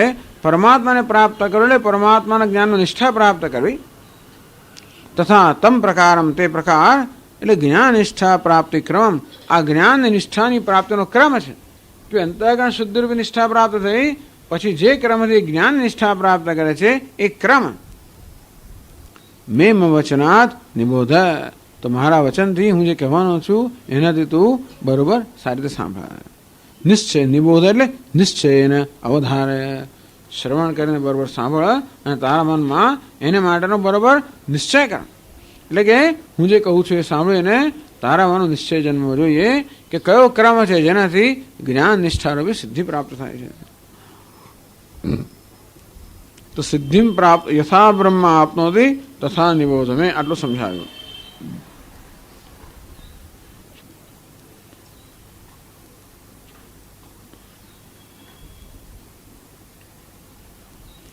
કિમ વિસ્તરેણ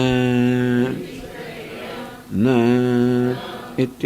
इति आह समासेनैव संक्षेपेणैव हे कौन्तेय यथा ब्रह्म प्राप्नोति तथा निबोध इति अनेन या प्रतिज्ञाता ब्रह्म प्राप्तिः ताम इदंतया दर्शयितुम आह निष्ठा ज्ञानस्य या परा इति. તો હવે મારા વચનથી તું આ ક્રમ જે છે એને બરાબર સાંભળીને તારા મનમાં એ પ્રકારનો નિશ્ચય કર કે વિસ્તરેણ શું ભગવાન આ વિસ્તારથી કહેવાના છો? ન ઇત્યાહ ના સમાસેન સંક્ષેપેણ. હે અર્જુન તને સંક્ષેપમાં જ કહેવાનું છે. 18મો અધ્યાય આવ્યો, 50 શ્લોકો થઈ ગયા. અર્જુન હજી વિસ્તારથી કહેવાના છો કે ના, હું સંક્ષેપમાં તને કહીશ. હે કૌંતેય યથા બ્રહ્મ પ્રાપ્નોતિ તથા નિબોધ. પહેલી પંક્તિમાં કહેવામાં આવ્યું કે જે રીતે તું બ્રહ્મને પ્રાપ્ત કરશે, અર્થાત આ જ્ઞાન નિષ્ઠા પ્રાપ્ત કરશે, એ ક્રમને તું મારી પાસે સાંભળ. इति अनेनया प्रतिज्ञाता ब्रह्म प्राप्ति. एम कहीने पहली पंक्तिमां भगवाने प्रतिज्ञा करी कि ब्रह्मनी जे प्राप्ति छे केम थाय हुं तने कहीश. ए ब्रह्म प्राप्ति शुं छे? तो पहला कहेवामां आव्युं के अंतःकरण शुद्धि प्राप्त थया पछी तू हवे ब्रह्म प्राप्ति कई रीते करीश ए हुं तने बतावुं. पण ब्रह्म प्राप्ति शुं वस्तु छे? तो या प्रतिज्ञाता ब्रह्म प्राप्ति ताम इदंतया दर्शयितुमाह. ए ब्रह्म प्राप्ति शुं छे ने એનો નિર્દેશ કરવા માટે ભગવાન કહે છે નિષ્ઠા જ્ઞાનસ્ય પરા. આ બ્રહ્મની પ્રાપ્તિ એટલે જ્ઞાનની પરાનિષ્ઠા. બ્રહ્મ કોઈ પ્રાપ્ત કરવાનો વિષય હોય તો પ્રાપ્તિ જુદી વસ્તુ છે. એટલે એવું ના માનવું કે બ્રહ્મ પ્રાપ્તિ એટલે બ્રહ્મ જે પ્રાપ્ત નથી એને પ્રાપ્ત કરવાનું છે. દસમા શ્લોકાની પ્રાપ્તિ એટલે અપ્રાપ્ત દસમાને પ્રાપ્ત કરવાનું એવું નથી. પછી પ્રાપ્ત છે એને જ જાણવાનું છે. તે રીતે બ્રહ્મની પ્રાપ્તિ એટલે અપ્રાપ્ત વસ્તુની પ્રાપ્તિ નથી. તો બ્રહ્મની પ્રાપ્તિ કરો એટલે શું? નિષ્ઠા જ્ઞાનસ્ય પરા, જે જ્ઞાનની પરાનિષ્ઠા છે. એટલે શું એ સમજાવે છે.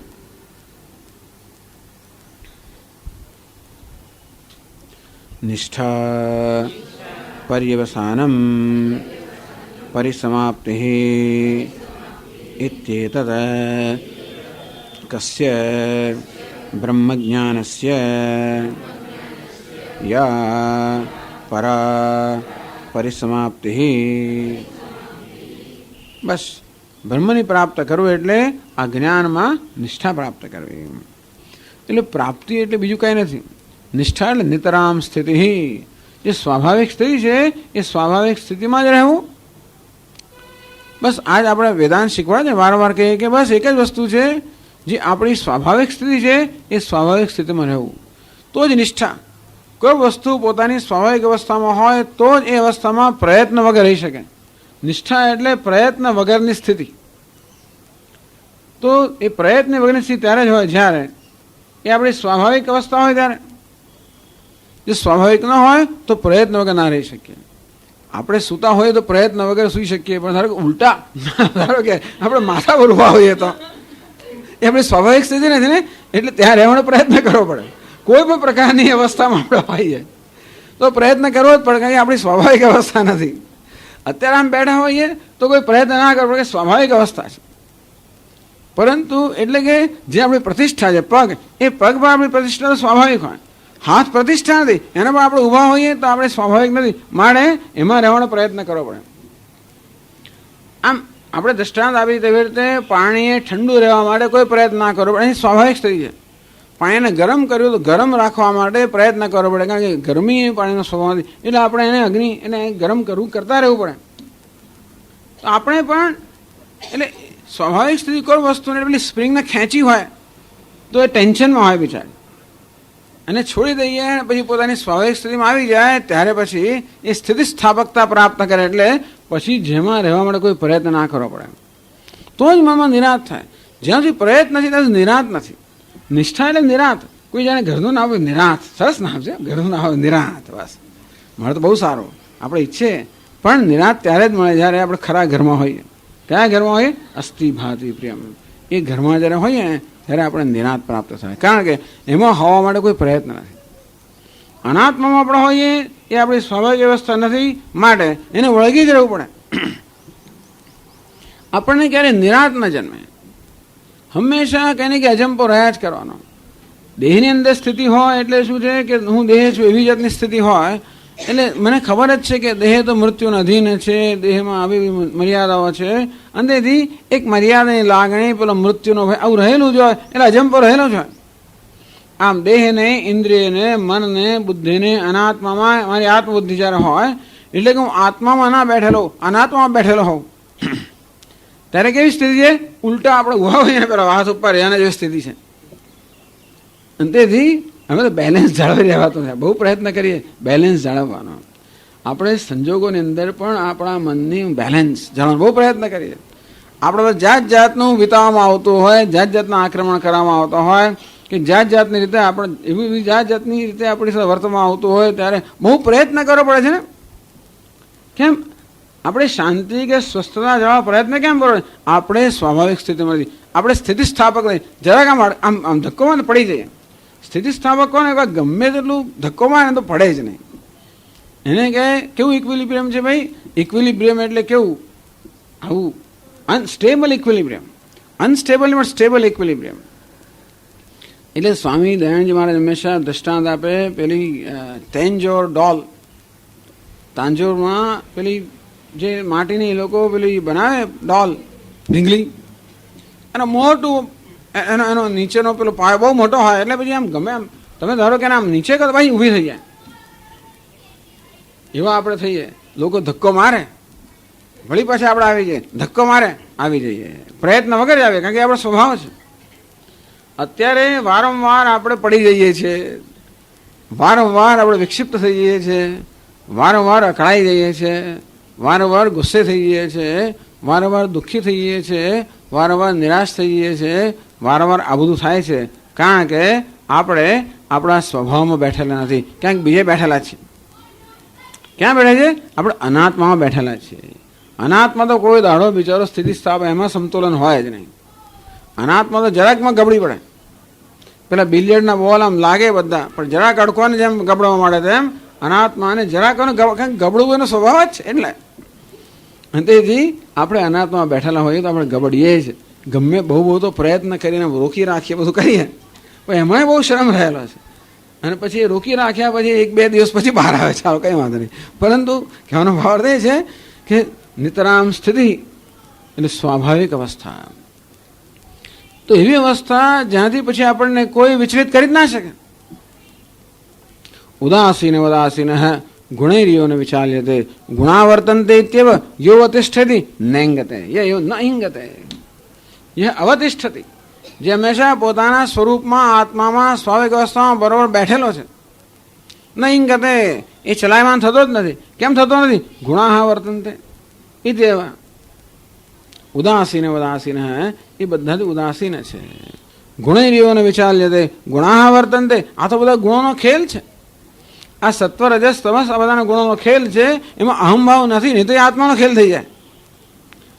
જ્યાં જો ગુણોમાં એટલે ઉપાધિમાં જે 3 ગુણોથી બનેલી છે એમાં જો અહંભાવ હોય તો આત્માનો ખેલ થઈ જાય.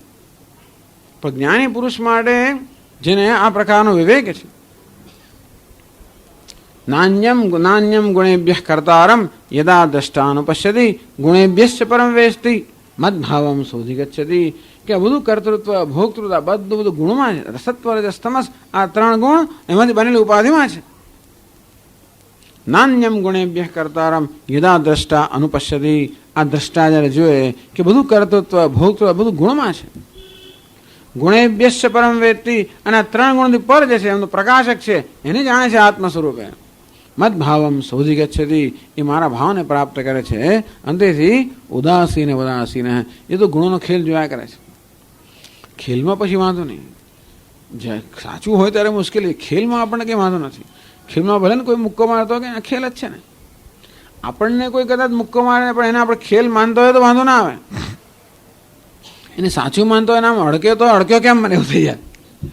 અને ખેલ હોય તો કદાચ કોઈ મુક્કો મારતો હોય શું કરે છે યાર, છોડ ને, બહુ કંઈ બીજું ના થાય.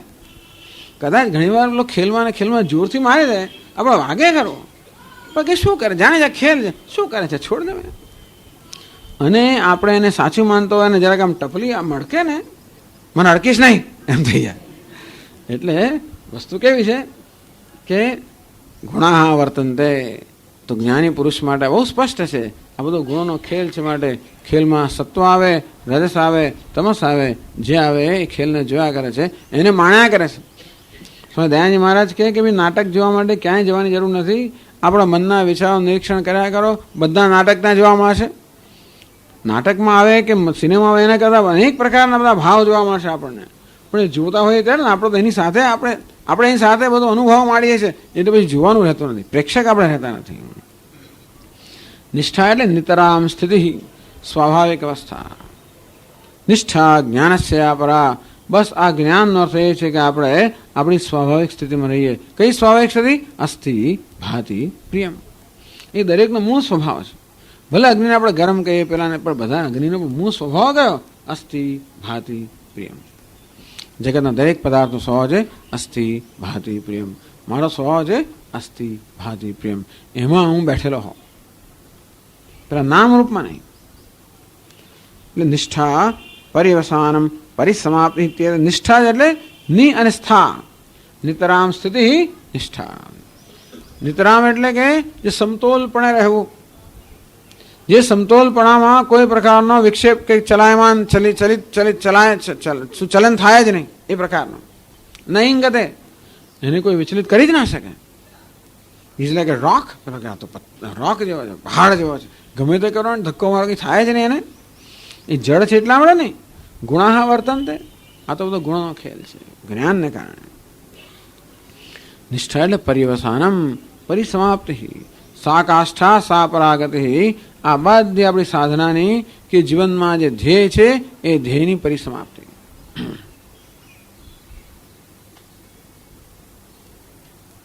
કસ્ય બ્રહ્મ જ્ઞાનસ્ય યા પરિસમાપ્તિ. કોને? તો કે બ્રહ્મ જ્ઞાનની પરિસમાપ્તિ, એટલે બ્રહ્મ નિષ્ઠારૂપી પરિસમાપ્તિ. જ્ઞાન થયા પછી પણ એમાં એ જ્ઞાનને જાળવી રાખવા પ્રયત્ન ના કરે, યાદ ના રાખવું પડે કે હું બ્રહ્મ છું. યાદ રાખવું પડે ત્યાં સુધી પણ જે આપણે નિષ્ઠા પ્રાપ્ત થઈ નથી. યાદ પણ ના રાખવું પડે, એનું નામ છે કે આપણે જ્ઞાનમાં નિષ્ઠ બન્યા. એટલે કહ્યું ને, જ્ઞાનસ્ય વિચાર પરિનિષ્પન્નસ્ય નિષ્ઠા પરિસમાપ્તિ યદ અનંતરમ સાધનાંતરમ ન અનુષ્ઠેયમિતિ. જેના પછી કોઈ પ્રકારનું સાધન, ટૂંકમાં જ્યાં સુધી ગરમ હોય ત્યાં સુધી આ પાણીએ સાધનનો અનુષ્ઠાન કરવું પડે કે ગરમીને દૂર કરવી પડે. એકવાર ઠંડી જે પોતાની અવસ્થા છે એને પ્રાપ્ત કરાવી, કંઈ કરવાની જરૂર ના પડે. આને જ નૈષ્કર્મ કહેવાય ને. પાણી બિચારું ગરમ હોય ત્યાં સુધી નૈષ્કર્મ ગમે તેટલું કે નૈષ્કર્મ રહી જ ના શકે ને. પોતે કૃત્રિમ અવસ્થામાં હોવાને કારણે પાણીને ગરમ કરો તમે એટલે એને ઠંડુ થવું જ પડે, એને અજંપો જ રહે. આથી કહે કે બસ હું બધા કર્મ ત્યાં કરું, તોય શું થઈ ગયું? ગરમી છે ને એટલે એની પાસે કર્મ કરાવે છે. ગરમી છોડાવવાનું, બધી ગરમી છૂટી જાય અને પાણી આ હવામાન બરોબર જે વાતાવરણ હવામાન જેવું થઈ જાય ત્યાર પછી કોઈ એને ઠંડા રહેવાનો કોઈ પ્રયત્ન ના કરવો પડે. એમ શું કહીએ? નિષ્ઠા. બસ પાણી પોતાના સ્વભાવમાં નિષ્ઠ બન્યું. જેમ નદીએ સમુદ્રને પ્રાપ્ત કર્યો, બધી દોડાદોડી સમાપ્ત થઈ ગઈ. તો બસ એ પ્રકારની સ્થિતિ એને કે આપણે સ્વાભાવિક સ્થિતિ, નિતરામ સ્થિતિ છે. બ્રહ્મ જ્ઞાન છે આ પરા, જે પ્રાપ્ત કર્યા પછી કંઈ પ્રાપ્ત ન કરવું પડે, જે કર્યા પછી જેમાં રહેવા માટે પ્રયત્ન ના કરવો પડે. અત્યારે આપણે સુખી થઈએ ને તો રહેવાનો પ્રયત્ન કરવો પડે. જ્યાં સુધી સુખ બીજે કશી આવતું હોય તો પેલા પકડી રાખવું પડે, જતું ના રહે. દુઃખ પાછું ના આવે એ પણ ધ્યાન રાખવું પડે. સતત ચાલતું મલ્લ યુદ્ધ ચાલતું હોય સતત. જે જવા માગે છે એને પકડી રાખવું, ને આવવા માગે છે એને દૂર રાખવું. જ્યાં સુધી સુખ કે શાંતિ કે સલામતી અન્ય બીજેથી આવતો હોય તો આપણને સ્વસ્થતા ના હોય. એ સુખ શાંતિ કે સલામતી જ્યારે એનું ઉદ્ભવ સ્થાન હું પોતે જ છું, સ્વાભાવિક છે, ત્યારે એમાં રહેવાનો કોઈ પ્રયત્ન ના હોય. સાથ બધા પ્રકારના અજંપાનો અભાવ, એને કારણે બધા પ્રયત્નનો અભાવ, એનું નામ નૈષ્કર્મ્ય. આ જળ જ્યારે સમુદ્રને પ્રાપ્ત કરે ત્યારે નૈષ્કર્મ્ય સ્થિતિને પ્રાપ્ત કરે, કારણ કે હવે એને દોડવાની જરૂર નથી. જેને મળે દોડતું હતું એ વસ્તુ પ્રાપ્ત થઈ ગઈ, એનો મૂળ સ્વભાવ પ્રાપ્ત થઈ ગયો, અને એને પૂર્ણ સંતોષ હોવાના કારણે હવે એને ક્યાંય દોડવાની જરૂર નથી. બસ આત્મનેવ આત્મના તુષ્ટ, એ પોતે પોતાનામાં સંતુષ્ટ છે એવું હોવાના કારણે કંઈ કરવાની જરૂરિયાત મુક્ત થઈ ગયો. કરવું હોય તો કરે. એટલે નિષ્કર્મનો અર્થ કે કરવાથી મુક્ત એટલે કશું નિષ્ક્રિયતા, કંઈ ના કર્યો નહીં, પણ કરવાનું કોઈ ફરજ નથી. તસ્ય કાર્યમ ન વિદ્યતે, એણે કશું કરવું જ જોઈએ એવી કોઈ બળજબરી નથી, બહારથી પણ નથી અને અંદરથી પણ નથી. આ બધાની પરવશતામાંથી મુક્તિ. પછી એને કરવું હોય તો ચાલો ત્યારે આમ કરો, એ જુદી વાત છે. પણ એ આનંદથી પ્રેરાને કરતો હોય છે, આનંદ માટે ના કરતો હોય, આનંદને કારણે કરતો હોય, પણ એમાં ક્યાંય કોઈ જાતની પરાધીનતા નથી કે કોઈ પ્રકારની બંધન નથી, કોઈ પ્રકારની બળજબરી નથી કે કોઈ પ્રકારની પરવશતા નથી. એ બધામાંથી મુક્ત. અને જ્ઞાનની પરાનિષ્ઠા કહેવામાં આવ્યું, એને નિષ્ઠા કે સ્વાભાવિક સ્થિતિ કહેવામાં આવી. ભગવાન કહે છે કે એ કેમ પ્રાપ્ત થાય એનું હવે હું તને વર્ણન કરીશ.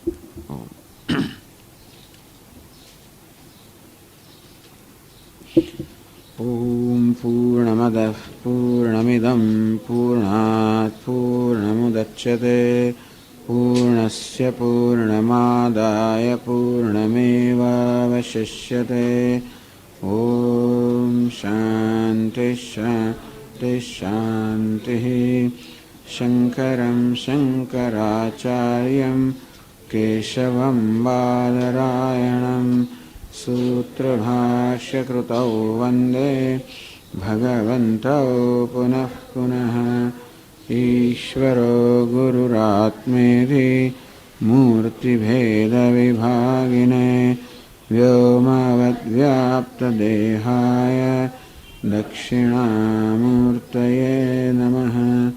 ઓમ શાંતિ શાંતિ શાંતિ. હરિ ઓમ. શ્રી ગુરુભ્યો નમઃ. હરિ ઓમ.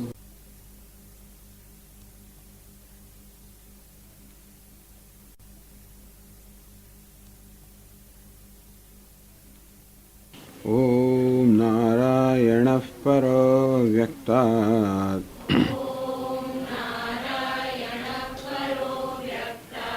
અંડમવ્યક્તસંભવम् અંડસ્યાन्तસ્ત્વિમે લોકાઃ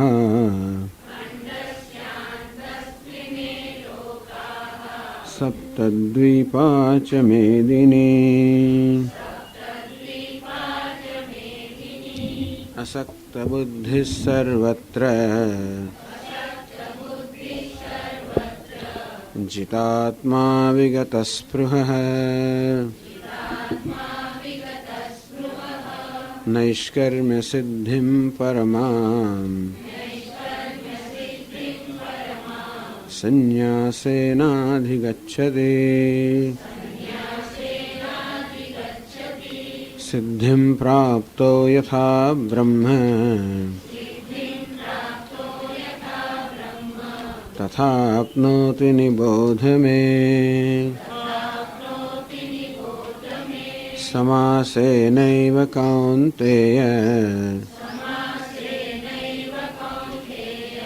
निष्ठा ज्ञानस्य या परा.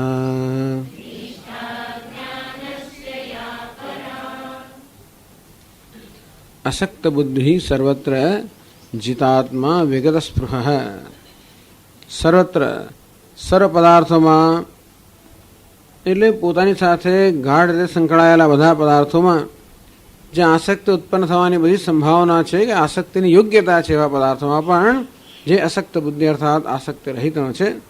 એટલે પુત્ર દારાદિશુ, આમ પુત્ર પત્ની વગેરે જેમાં આસક્તિ માટે આસક્તિની યોગ્યતા છે, એમાં પણ આસક્તિ રહિત છે.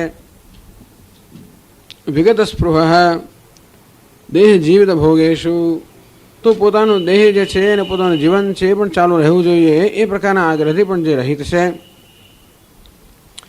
એટલે જેનું મન આત્મજ્ઞાન નિષ્ઠ છે એના મનની સ્થિતિ કેવી હોય, કેવું એનું મન બીજા બધા પ્રકારના વિચારો કે બધા પ્રકારની ચિંતાઓથી રહિત હોય છે. જ્યાં કોઈ જગ્યાએ આસક્તિ હોય તો આપણું મન એના વિશે ચિંતિત હોય, કોઈ પ્રકારની સ્પૃહા કે આગ્રહ હોય તો એનાથી પણ મન આપણું ચિંતિત હોય. જીતાત્મા, જેણે પોતાના આત્મા અર્થાત અંતઃકરણ પર સંપૂર્ણ વિજય પ્રાપ્ત કર્યો છે, આ દેહ ઇન્દ્રિય મન બુદ્ધિના સંઘાત પર જેનું પ્રભુત્વ છે, અંતેથી તેઓ પણ એને અનુકૂળ છે, કોઈ પ્રકારનો વિક્ષેપ પ્રયત્ન કરતા નથી. એવો શુદ્ધ બુદ્ધિવાળો આ અંતઃકરણ, શુદ્ધ અંતઃકરણો નૈષ્કર્મ સિદ્ધિમ પરમામ સંન્યાસેન અધિગચ્છતિ, એ સંન્યાસ દ્વારા, પહેલા સર્વકર્મ સંન્યાસ દ્વારા અને પછી આત્મજ્ઞાન રૂપી સંન્યાસ દ્વારા, કે સંન્યાસ રૂપી પહેલા સંન્યાસ સાધન છે સર્વકર્મનો ત્યાગ, ગુરુ ઉપસદનમ શ્રવણમ મનનમ નિધ્યાસનમ, આ સંન્યાસ દ્વારા સંન્યાસેન સમ્યક દર્શનેન, એ દ્વારા સમ્યક દર્શન અર્થાત આત્મા યથાર્થ દર્શન રૂપી નૈષ્કર્મ સિદ્ધિમ, એ નૈષ્કર્મ આત્મા છે એમાં નિષ્ઠારૂપી સિદ્ધિને પ્રાપ્ત કરે છે, બ્રહ્મ નિષ્ઠારૂપી સિદ્ધિ પ્રાપ્ત કરે છે.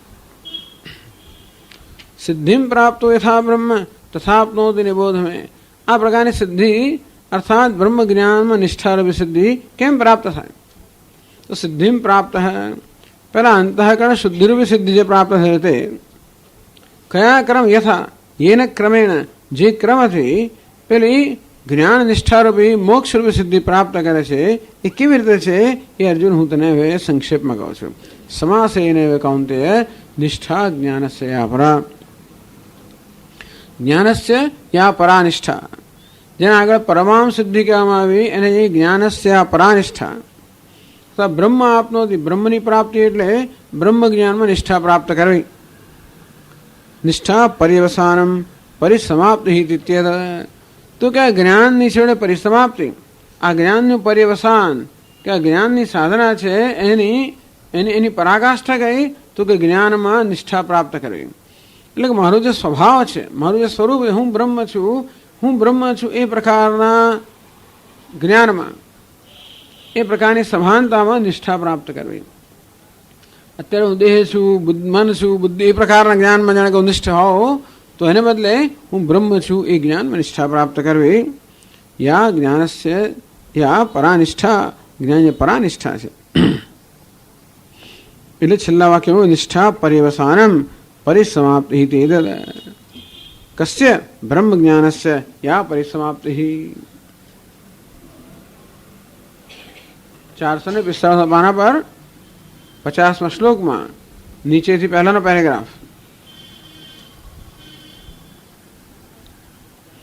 તો છેલ્લી તે પહેલા કહ્યું નિષ્ઠા જ્ઞાનસ્ય યા પરાયતિ નિષ્ઠા પર્યવસાનમ પરિસમાપ્તિ તેદ, કસ્ય બ્રહ્મ જ્ઞાનસ્ય યા પરા પરિસમાપ્તિ. તો જ્ઞાનની નિષ્ઠા એટલે શું? એ જ કે બ્રહ્મની પ્રાપ્તિ એટલે જ જ્ઞાનની નિષ્ઠા. તો જ્ઞાન સાધનાનો એનું અંતિમ પગથિયું કયું? તો કે હું બ્રહ્મ છું એ જ્ઞાનમાં નિષ્ઠા પ્રાપ્ત કરે. એટલે પોતે બ્રહ્મ છે એ હકીકત છે, પોતાના વિશેની વાસ્તવિકતા છે, સત્ય છે, એ સત્યના માલિક બનવું, બીજું કાંઈ નહીં. અત્યારે જે હું છું એ મારી માલિકીમાં નથી, અને માલિકીમાં ન હોય પછી એનો અર્થ રહેતો નથી. પુસ્તકસ્થાદુ યા વિદ્યા પરહસ્તગતમ ધનમ, જે વિદ્યા માત્ર પુસ્તકમાં છે અને જે ધન બીજાના હાથમાં છે એ મારું હોવા છતાં પણ ઉપયોગી ન થાય. અને તે રીતે અત્યારે હું બ્રહ્મ છું પણ એ મારા હાથમાં નથી, અને તેથી હું બ્રહ્મ જેનો લાભ મને મળતો નથી. એ લાભ ક્યારે મળે? હું બ્રહ્મ છું એ જ્ઞાનમાં હું નિષ્ઠા પ્રાપ્ત કરું, અને ત્યારે જે મારો વાસ્તવિક સ્વભાવ છે એનો હું માલિક બનું. તો બસ આ રીતે ગયા વખતે આપણે ચર્ચા કરી તે રીતે કેવી રીતે જે આગળ એકવાર કહેવામાં આવ્યું, પંચદશીમાં કહેવામાં આવ્યું કે જેવી રીતે પોતાના ખેતરની અંદર મોટો નીચે ચરુ દાટેલો હોય અને રોજ હળ ખેડતા હોય એની ઉપર, અને તો ખબર ના હોય કે નીચે ચરુ છે, અજ્ઞાનને કારણે. અંતે રોજ રોજ કહે છે કે આ જીવાત્મા રોજ રોજ બ્રહ્મલોકમાં જાય છે. આપણે સુષુપ્તિમાં ગાઢ નિદ્રામાં દરરોજ જે બ્રહ્મનો અનુભવ કરતા હોઈએ છીએ, બ્રહ્મનું જ્ઞાન હોતું નથી, બ્રહ્મનો અનુભવ હોય છે. આમ રોજ રોજ આપણે બ્રહ્મલોકમાં જઈએ છીએ અને તોય પણ ખબર નથી પડતી કે હું બ્રહ્મ છું. એટલે એ કહેવામાં આવ્યું કે કેવી રીતે ચરુ નીચે દાટેલો છે પરંતુ જ્ઞાન ન હોય તો એનો લાભ નથી મળતો, તેમ હું બ્રહ્મ છું એટલું જ નહીં, પરંતુ આ દરરોજ ગાઢ નિદ્રામાં મારા બ્રહ્મપણા અનુભવ થાય તો પણ એનો લાભ નથી મળતો. બસ હું જે છું એનો લાભ મને મળે. બહુ સરળ વસ્તુ છે. જે આપણે છીએ એનો લાભ આપણને મળતો થાય, આપણા જીવનમાં એ પ્રતિબિંબિત થાય, આપણા આચરણમાં એ આપણે માટે એક જીવંત સત્ય બની જાય. તો ભગવદ્ ગીતા પણ આ શીખવા માંગે છે કે બધા શોક અને મોહનું કારણ આ ન હોવાને કારણે જ છે. જો હું બ્રહ્મ ના હોત ને કે હું સુખ સ્વરૂપ ના હોત તો દુઃખથી મને દુઃખ ના થાત. હું સુખ મારું સ્વરૂપ ના હોત તો મને સુખના અભાવમાં દુઃખ ના થાત. અત્યારે સુખ નથી હોતું ત્યારે દુઃખ કેમ થાય છે કે સુખનો મને સુખથી વંચિત રહી જવું, મારા પોતાનાથી વંચિત રહી જવું ત્યારે જ દુઃખ થાય. ધારો કે દુઃખ મારું સ્વરૂપ હોત તો આપણે કોઈ તકલીફ જ ના હોત. દુઃખ આપણું સ્વરૂપ હોત તો આપણે દુઃખથી આનંદ હોત. જે આપણું સ્વરૂપ હોય, જે આપણો સ્વભાવ હોય એનાથી પણ આનંદ હોય. એ દુઃખ થાય છે એ જ બતાવે છે કે દુઃખ મારું સ્વરૂપ નથી. અને તેથી જે આપણું સ્વરૂપ છે એ પ્રાપ્ત કરવું, એના માલિક બનવું, એમાં નિષ્ઠ બનવું. તો હવે આગળ ચર્ચા કરે છે.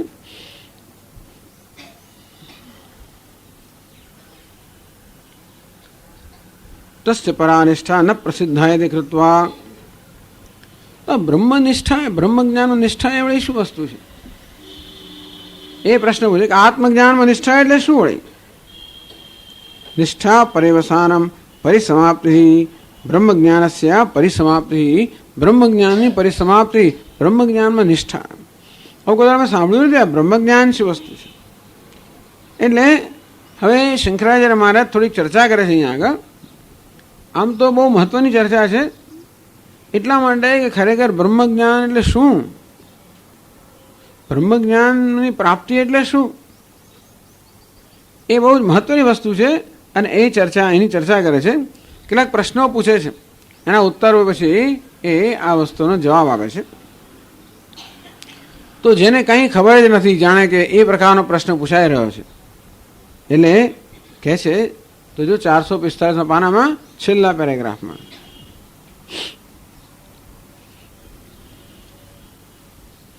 કીદૃશી સા યાદૃશમ આત્મજ્ઞાનમ, કે બ્રહ્મમાં નિષ્ઠા એટલે શું?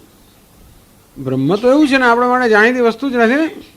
બ્રહ્મ એટલે કે બ્રહ્મલોકમાં હોય કે પરમાત્મા ક્યાંક બીજે હોય. તેથી આ બ્રહ્મમાં નિષ્ઠા પ્રાપ્ત કરવી એટલે શું? કીદૃશી આ બ્રહ્મ જ્ઞાનમાં નિષ્ઠા પ્રાપ્ત કરવી એ કયા પ્રકારની છે? એટલે શંકરાચાર્ય મહારાજ કહે છે કે બ્રહ્મ આપણને અજાણ્યું નથી. આપણે અજાણ્યા હોઈએ, જે વસ્તુનું જ્ઞાન જ આપણને ના હોય, જેનો અનુભવ જ ના હોય, એવું કશું કહેવામાં આપણને આવે તો આપણી સમજમાં ઉતરે જ નહીં. તેમ બ્રહ્મને હું જાણતો નથી અને બ્રહ્મના જ્ઞાન એટલે શું એ પણ હું જાણતો નથી. અને તેથી જ્યારે મને કહેવામાં આવે કે આ બ્રહ્મ જ્ઞાનમાં નિષ્ઠા પ્રાપ્ત કરવી એ જીવનનું પરમ ધ્યેય છે, ત્યારે આ બ્રહ્મ એટલે શું? એ તો મારા અનુભવનો વિષય નથી. તો કે અનુભવનો વિષય છે. યાદૃશમ આત્મજ્ઞાનમ, આ બ્રહ્મ એ આત્મા જ છે. આપણને એમ કે બ્રહ્મ આપણા કદાચ જુદું છે, વાસ્તવમાં જે આત્મા છે એ જ બ્રહ્મ છે. આના માટે બ્રહ્મ જ્ઞાન એટલે આત્મજ્ઞાન. બ્રહ્મ જ્ઞાન નિષ્ઠા એટલે આત્મજ્ઞાનમાં, પોતાના જ્ઞાનમાં, હુંના જ્ઞાનમાં નિષ્ઠા. આમાં શું વાંધો છે?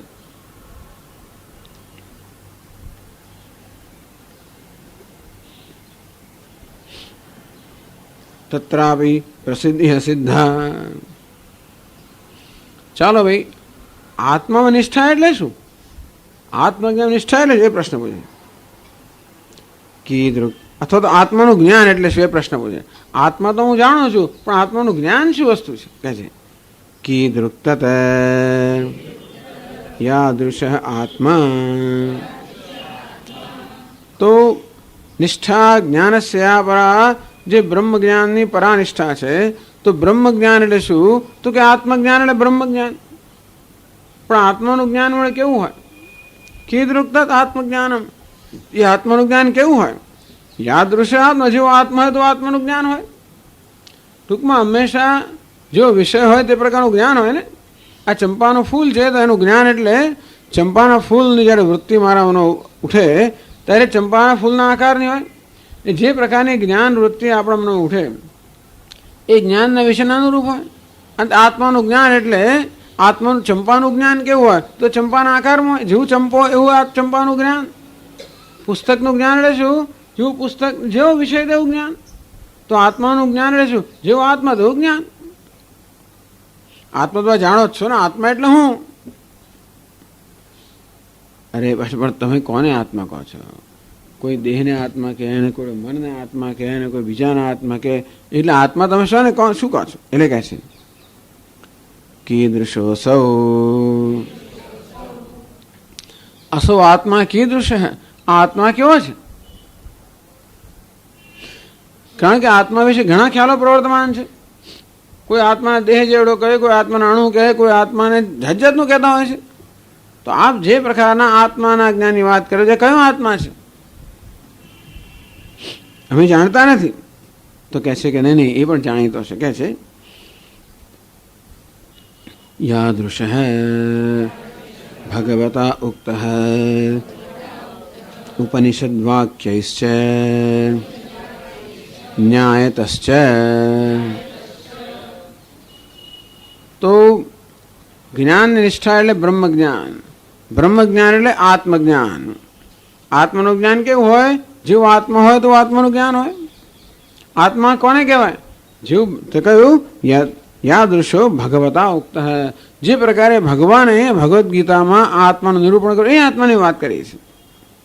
ઉપનિષદ વાક્યૈશ્ચ ઉક્ત. અને ભગવાન કંઈ સ્વતંત્ર કહેતા નથી. ભગવદ્ ગીતા ઉપનિષદનો નિચોડ હોવાને કારણે ભગવાન જે કહે છે ઉપનિષદ વાક્ય, ઉપનિષદના વાક્યોમાં જે કહેવાય છે એ આત્મા. અને ઉપનિષદ જે કહે છે કે આડેધડ નથી કહેતા. આપણા શાસ્ત્રો આડેધડ કહેતા નથી. ન્યાયતશ છે. એટલે ઉપનિષદ કે શાસ્ત્રો જે કહે છે એ પણ ન્યાયને કે બુદ્ધિના તર્કને અનુરૂપ છે. તર્કની ઉપજ નથી પરંતુ તર્કને અનુરૂપ છે.